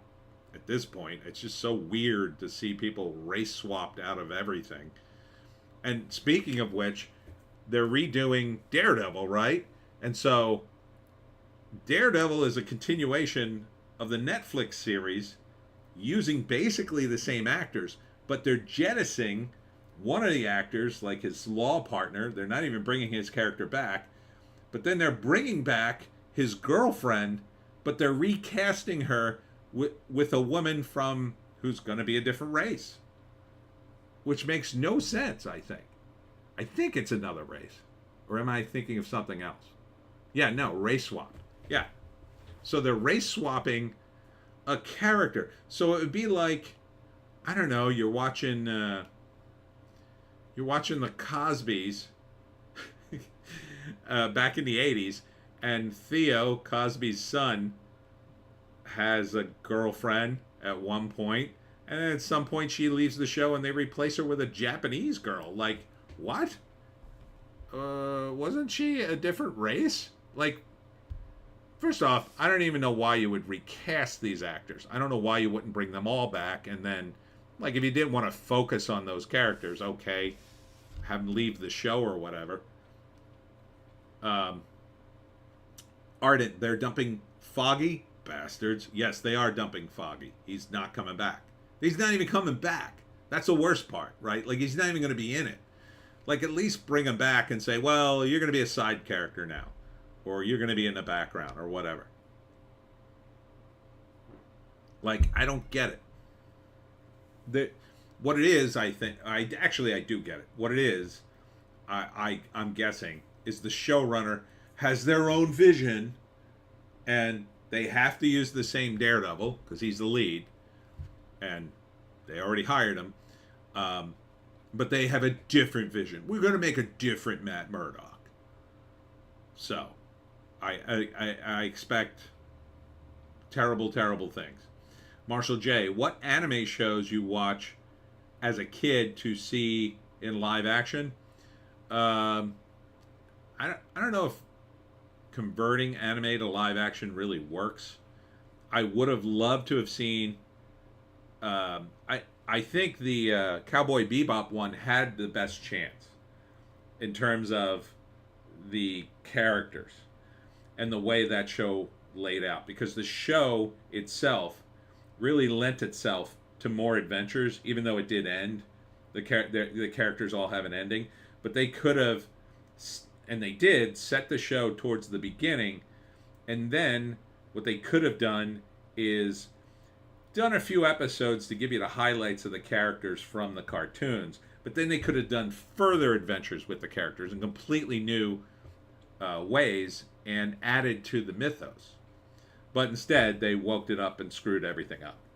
You know, they screwed Faye Valentine completely. That would have been... That's the only show I can think of that would have made sense to do live action, kind of.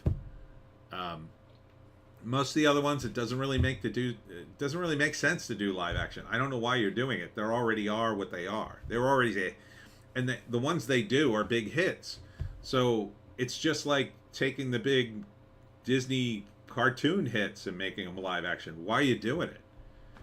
It doesn't make any sense. Like, maybe you could take a series and make it into a movie. Like, I had high hopes for the Speed Racer movie. You know, maybe they could have made something out of that. Clint Miller, Naruto. Yeah, maybe they could make a Naruto movie that made sense. I don't know. It takes something away from it, I think. Like this new One Piece trailer. You know, I've seen clips of the cartoon and I've seen the live action trailer. Just looking at those two things, I'd prefer the cartoon. Like the character has this stretching ability. They have the ability to do it live action, but it looks better as a cartoon, I think. Because cartoons have that kind of stretchy appeal that live action guys don't. Clint Miller, you remember The Last Airbender? I do. Ardent, an American Ninja reboot? I don't know about that. The one anime show that I really liked was Star Blazers. I used to watch that way back in the day. The reruns.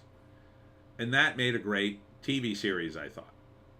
There are only 948 days left. That was fun. I don't know if that... And again, I don't know if it would be worth it to do a live action show. It just... Anime is what it is. I think there are very few anime shows that should go to live action. Akira, maybe. Maybe Akira. Only because it's very movie-like. And the movie was big. They're trying to do a live action one. I don't know. Clint Miller, Death Note, Black Butler. I know what Death Note is. I don't think I've ever seen it. Black Butler, I've never heard of. There was one with a crazy guy who killed people with a bat. I remember that one. Fooly Cooley, I watched a few episodes of that. That one's very weird. That would never translate. It doesn't even make sense to me in its cartoon form. I think certain things, they are what they are, and probably shouldn't be movies or live action anything. So yeah, I don't know. This idea that Netflix just got it in their heads. Oh, we're going to do live action versions of your favorite anime. Why? Why is that a good thing? Who's that for? If you're a fan of anime, you like cartoons. You like cartoons. If you're not a fan of anime, why are you going to go see a movie that's based on a cartoon? Because, oh God, they got rid of the cartoon. Thank God. Now I can see this movie.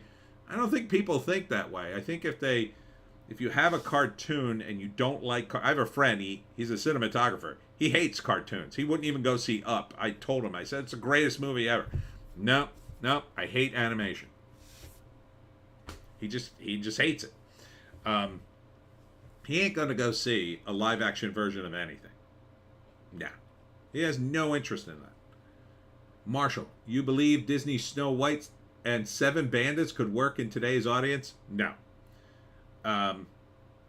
It's not different. Because the whole point of doing Snow White and the Seven Bandits, or whatever the hell they're supposed to be, everybody knows it's Snow White and the Seven Dwarves. They've been doing that, Snow White and the Seven Dwarves, since they made the original Disney movie, and even before that, it was a story. So it's like, who is going to say, oh, thank God they're not dwarves anymore? I guess Peter Dinklage?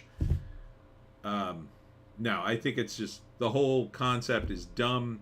Trying to trying to take something that's old and put it in a modern setting and with modern politics, and that's all it is. They're not talking about like, well, we're going to give Snow White a job, and she's going to have a cell phone, and she's going to walk around the big city going to Starbucks, and then she's going to meet these 7 hipsters. No, that's not what putting it in the modern audience means. What that is code for is putting in modern identity politics. And that's what they're really talking about. Modern, feminizing the entire thing. So the evil queen is going to be the hottest woman in Hollywood, Gal Gadot. And Rachel Ziegler, who is at best mid compared to her, is going to be Snow White. And she's going to be the leader of the resistance, and she don't need no man, and the prince is going to be there, but she'll probably show him up at every turn. And instead of having seven dwarves, she's going to have 7 bandits? And I guess she's going to start the revolution. It sounds like a complete and utter train wreck. If I was a studio head, I would cancel that and I wouldn't look back. I would fire everybody involved with the project from my studio forever. I would say, oh, did you bring coffee to the Snow White and the 7 bandits? Yes, I did. You're fired. Get out. Anyone connected that should be fired from Hollywood. But they're going to make it. It got attention. Oh, it got attention, everybody. See, Hollywood is like a dysfunctional child. Any amount of attention is good attention for Hollywood. In their mind, oh, it's charting very well on the internet. Everybody's talking about it. Yeah, everybody hates it. Everybody's talking about how much they hate it. This is just the same mindset that got us idiots putting together projects because Twitter was talking about it. Old Twitter. It was insane. Everybody was talking about projects on Twitter. Oh, they're talking about it on Twitter. Yeah, but they hate it.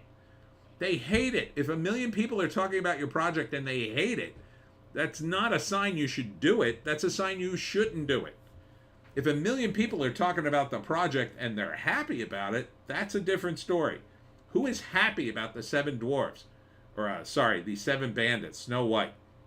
The people who are defending it aren't even happy about it. They're just defending it reflexively because of your identity politics nonsense. That doesn't translate into going to see the movie. They get their internet clout from defending it. They don't get internet clout from going to see the movie.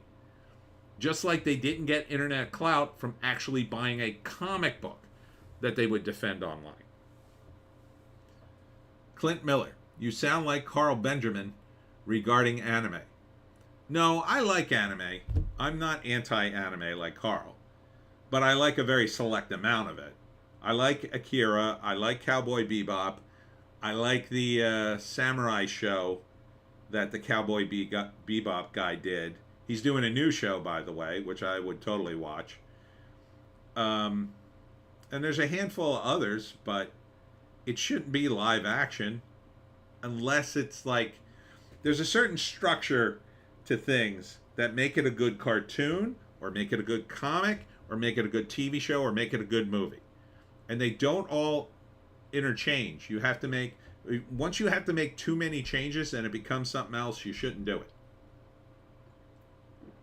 Cowboy Bebop was so good, it could transcend all of them. You can make a comic, you can make a TV show, you can make anime, you can make a movie.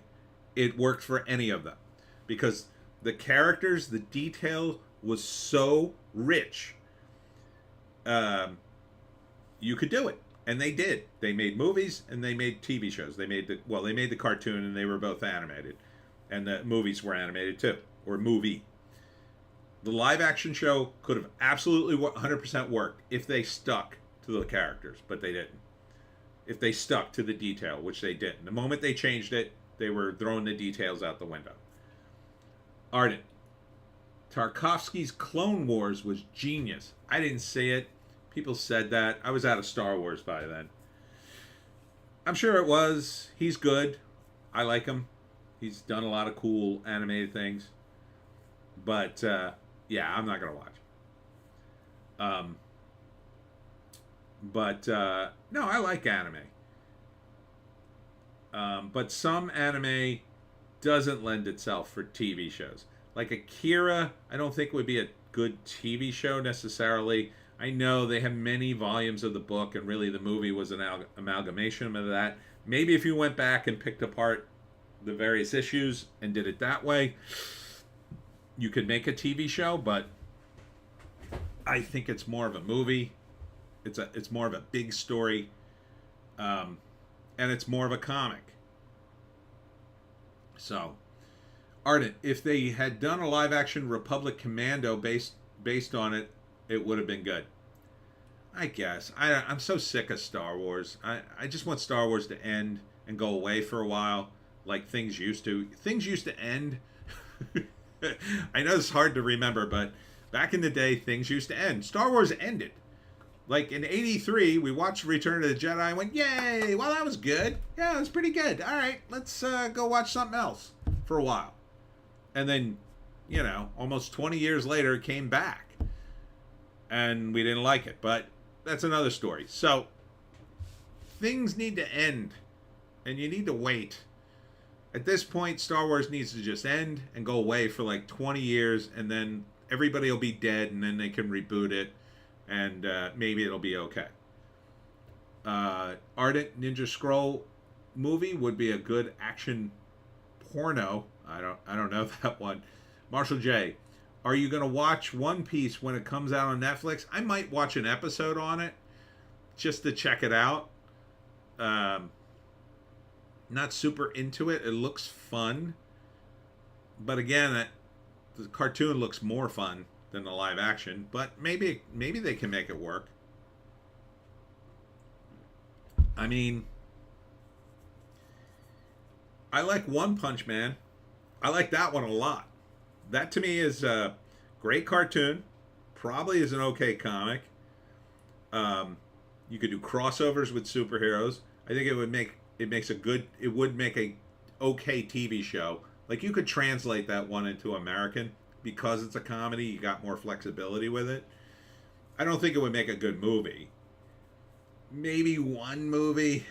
You could maybe make that work as one movie, but only if in America you'd have to put in all the superheroes we recognize, and One Punch Man would have to beat them all. He'd have to beat every single one of them. Or parodies of them. But it's really tough to make these things work. And I think superheroes in general have burned themselves out. I'm certainly burned on superheroes. Clint Miller, Saitama, yes. I don't know that one. The rap. I hate the rap. The rap is so awful, I think. It covered way too much politics. Here, Chris Christie slams brazen Trump team over obstruction charges. Corleones with no experience. This is the rap. It's supposed to be about TV and movies. They talk about politics constantly. Marshall J. I'm like you. I'm so tired of Star Wars. It's not so special like it was years ago. Exactly. Yeah, that's part of it too. You want to keep the specialness of it. You burn people out. Clint Miller. I always liked Geno's. I don't know that one. The only Geno's I know is the one that used to sell me hamburgers. Adam Schiff says Trump campaign super spending is part of strategy to keep out of jail. Like, this is a movie website, and look at the two headlines. It's ridiculous. Saitama is One Punch Man's name. Oh, okay. I love One Punch Man. He's fun. It's a comedy. Who doesn't love a comedy? Sarah Silverman softened strikes waiver stance after chat with Fran Drescher. We all want to do the same thing. Good for Fran Drescher for keeping Sarah Silverman in line.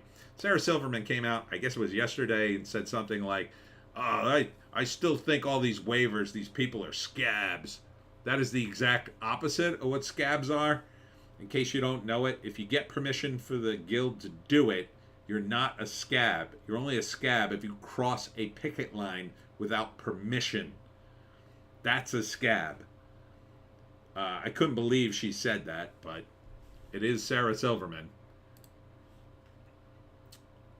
Over the Hollywood Reporter.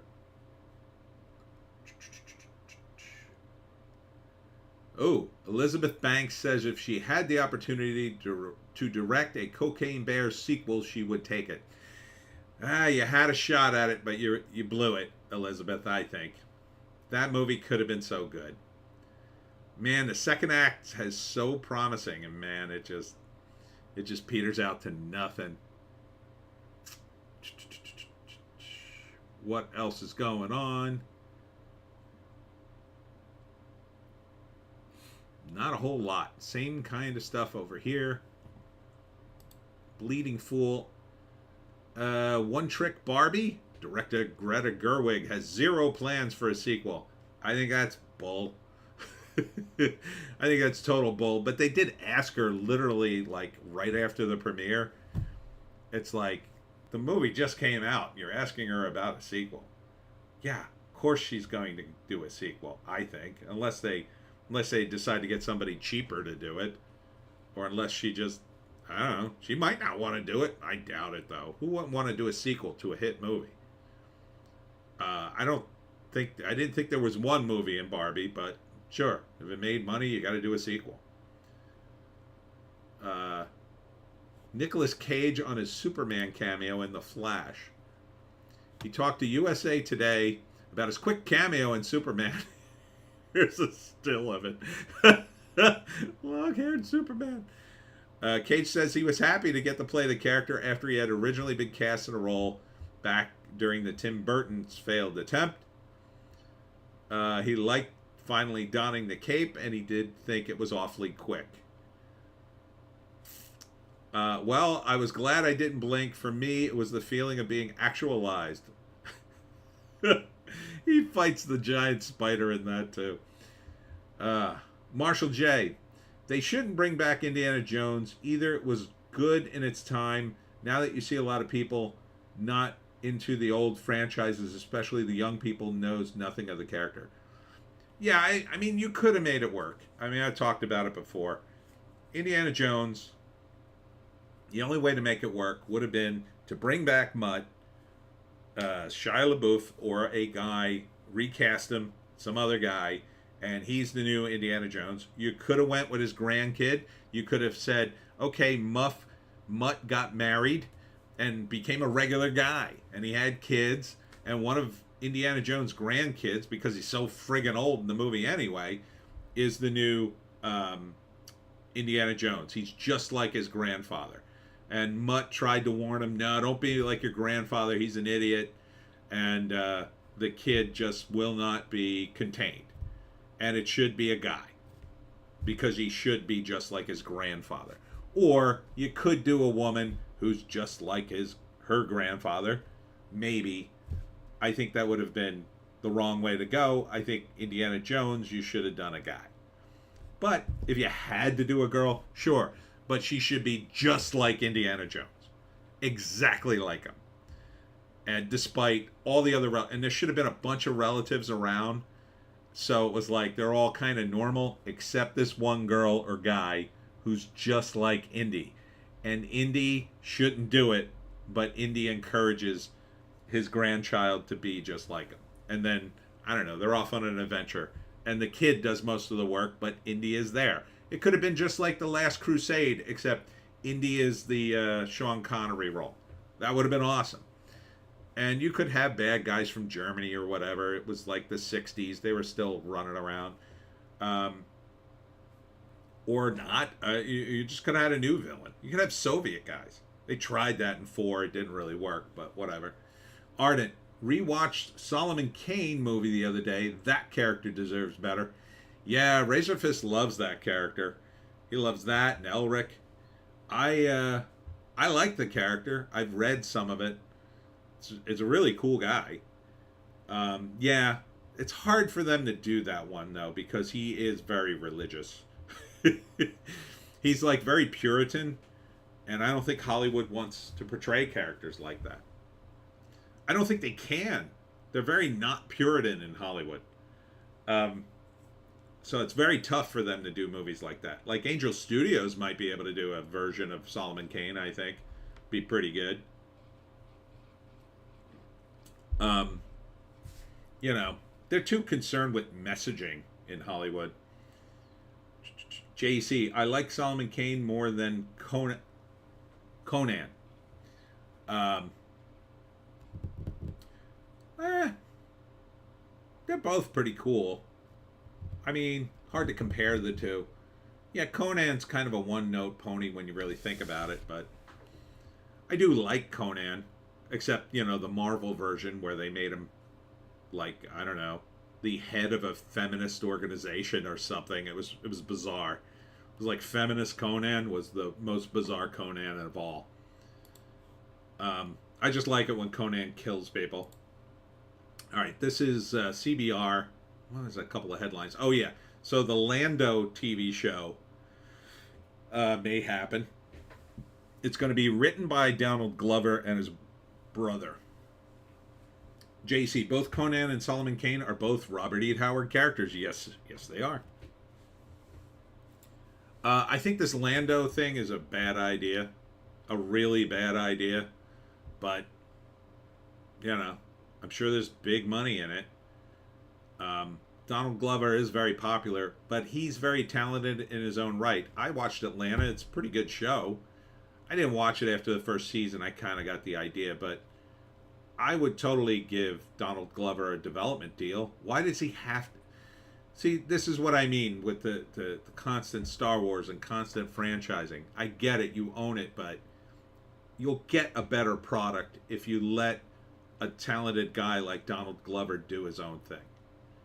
Just, you can give him some parameters, right? You don't want something that's like Atlanta. Maybe you want something that's like Lando. Maybe you want a space thing. Sure. Just tell him, listen, we want you to do a space thing.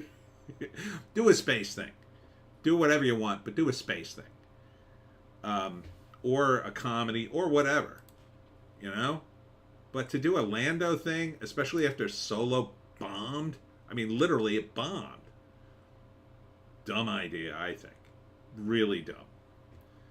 Secret Invasion director confirms fan speculation on when Rhodey became a Skrull. So, does this explain why, what's the name? Terrence Howard wasn't Rhodey anymore? That would be funny. That would be a funny explanation. Ardent, was Doc Savage a Howard character? Let us see. I don't remember. Doc Savage.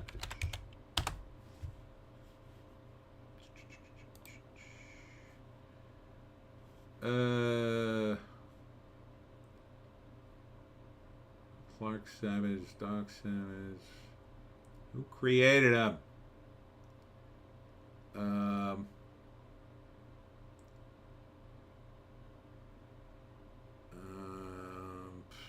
He was created by publisher Henry W. Ralston and editor John L.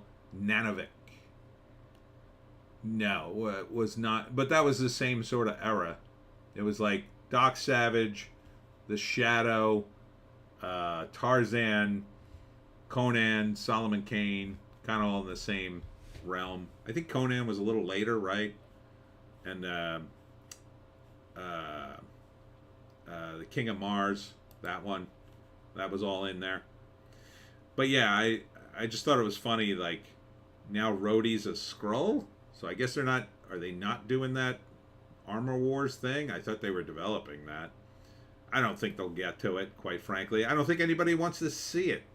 Who wants to see knockoff Iron Man in a movie? I don't think anybody. And I didn't even mind the Rhodey character in the comics. He was okay, but I never read his comic, War Machine. I was just like, oh, he's just knockoff Iron Man. Deadline, otherwise known as Variety 2.0. Here they are talking about AI. Again, if anybody didn't hear me talk about AI, watch the 1981 movie Looker starring Albert Finney and Susan Day. And I'll tell you just about everything you need to know about where AI is headed in Hollywood. Ardent, John Carter was another character that deserves better. I don't think you could have made John Carter work because part of the milieu of John Carter was he was on Mars. And Mars was a thing that was ancient and mysterious to the people of, like, that era. it was still kind of like Mars. Oh, what's on Mars? Could be cities there. We don't know. We now know what's on Mars enough that the mystery's kind of gone from it. So I don't think you could do.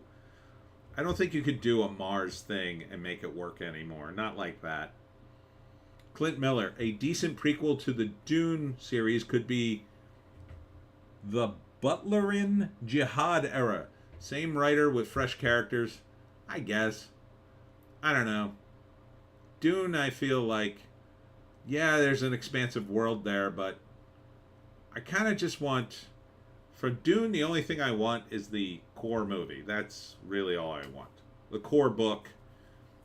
Maybe they'll just do the trilogy and then it'll be over and then I'll finally watch it. But beyond that, I don't know, man. I don't like prequels. It's I can't get into them. I just can't.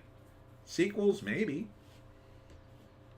Ardent, all the Great Lakes Avengers getting their own thing. Where's Pale Vision's show? At Clint Miller. No way the 2030 Agenda crowd would go for that. Yeah, I don't know. Dune, I think. I mean, even back in the day, most people agreed the first Dune book was good. And then the sequels are like, eh. Everybody loved the first Dune book, and then all the other nerds were kind of like, yeah, you could read the sequels, I guess. Marshall, good night. Gonna go to bed. See you next time. It's been fun. Thank you, Marshall. Thanks for all your questions. What time is it? Oh my God, it's 9:15. I got to start wrapping up here. Los Angeles rent repayment deadline looms. Wave of eviction actions possible. Oh, that'll be fun. That'll be fun. Let's see. We've got actors and writers striking on the street. We've got homeless people in tents on the street. Wave after wave of illegal aliens on the street. And now people have been kicked out of their apartment who can't afford rent. Oh boy. Oh boy. Los Angeles sounds like fun, doesn't it? Yeesh. I think that's about it here. Oh, here's Ed Sheeran. Serves him up at Chicago's fame, the Wiener Circle. I don't know what that is. We mentioned Ed Sheridan earlier. All right. So anything else? Oh, here's a weird headline. Zack Snyder supports Blue Beetle. Representation matters. Wow. That that doesn't sound like a good quote there, Zack. I think what matters is the show be good, the show or movie be good. I don't think representation is necessarily the focus of anything. Representation matters in maybe government, but racial representation, nah. I don't think so. Nah. And I don't think this Blue Beetle's going to do well. But whatever. They kind of beclown the whole thing with that stupid quote about Batman. Batman's a fascist. All right. And that, I think, was the last headline. All right. Yeah, we got to start to wrap up. It's 9:15. Holy crap, Joan. Holy crap. And you sat there the whole time. You're such a good dog. Oh, you're such a good dog today. Look at his cute face. See, now with her haircut, she can move her ears again. Clint Miller, where do you find the blue-skinned guy besides Vegas? I don't know. That'd be funny. That'd be a funny revelation at the end of Blue Beetle. My God, he is from the Blue Man Group. Yeah, I just, this character was hot for about 10 minutes in comics, just in comics, and now they've got a movie because it's like, oh, we've got a representation. You don't greenlight projects for that. You greenlight projects because they're good. That you've got Warner Brothers is choked with superheroes, and now you're going to launch this one on the heels of the Shazam 2 failure. It's a good thing Barbie did well for you, Warner Brothers. I don't think this movie's going to do well, but what do I know? I didn't think the Barbie movie would do this well. Um, but it just looks boring. Just looks boring. I have zero interest in it. And I read comics. I just have zero interest in it. The only superhero stuff I kind of would want to see, I would see, let's see. I guess I'm mildly interested in the James Gunn stuff. Down the road, maybe, if it looks okay. You know, some of the Robert E. Howard stuff we were talking about, that's kind of like superhero stuff. That's about it. I mean, Marvel is so overdone. I'd probably go see Tom Holland Spider-Man. Maybe Tobey Maguire Spider-Man. Maybe. I don't know. There's rumors about a Tobey Maguire Spider-Man 4. Maybe I'd go see that. I do like Spider-Man. But beyond that, it's just too much stuff.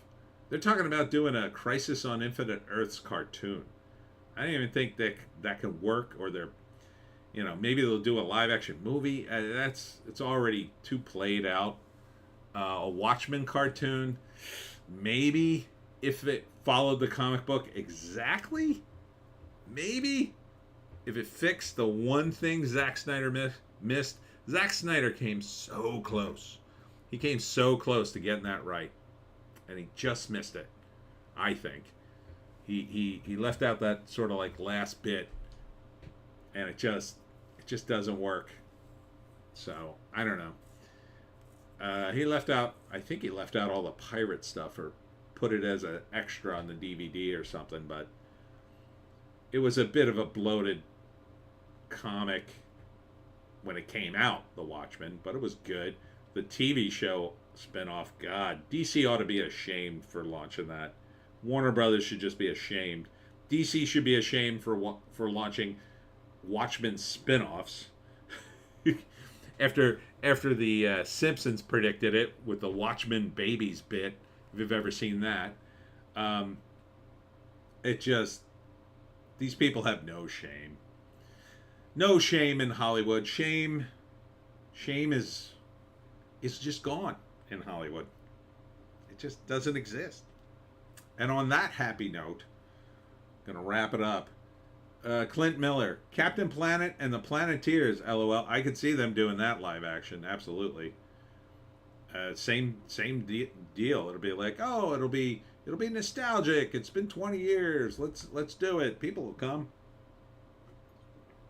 I think Tom Cruise was the model for Captain Planet, right? Isn't that the deal? Don Cheadle did a funny Saturday Night Live sketch where he plays Captain Planet. He did some sort of parody. I think he ends up killing a bunch of people. I don't remember. Anyhow, final thoughts. I will be in LBI next weekend on the 5th for the LBI book swap signing. I'm going rain or shine. Hopefully not rain. Then after that, I'm doing a library in Cinnaminson on the 8th. I'm doing a Zoom call. Oh, this is a big one I should tell you all about. I'm doing a Zoom call for the New Jersey State Library. I didn't know New Jersey had a state library. We have like millions of libraries, but apparently we have one just for the state. Anyhow, I'm doing a Zoom call on the 10th. And if you register, you can watch my entire shtick from the comfort of your own home on a computer. So if you'd like to do that, the link is on my website, which is in the description, for all my signings and appearances. So it's the New Jersey State Library on the 10th. Excuse me. Ardent. I think that was Robot Chicken. Was it? Ardent, later, brother. Later. Clint Miller. Thundercats. They kind of ruined Thundercats already with that terrible cartoon they did, but I guess I could see a live action Thundercats. Maybe. I wouldn't see it, but I could see it being done. See you later, Ardent, says Clint. Well, I'm out of iced tea. So, it's time to wrap up. Thanks to all who tuned in today. I'll be back with more videos later. Got to do Piney podcast. Got to do some other stuff. Thanks for tuning in. Say goodbye, Joan. We're wrapping it up. We'll see you next week, and we'll see you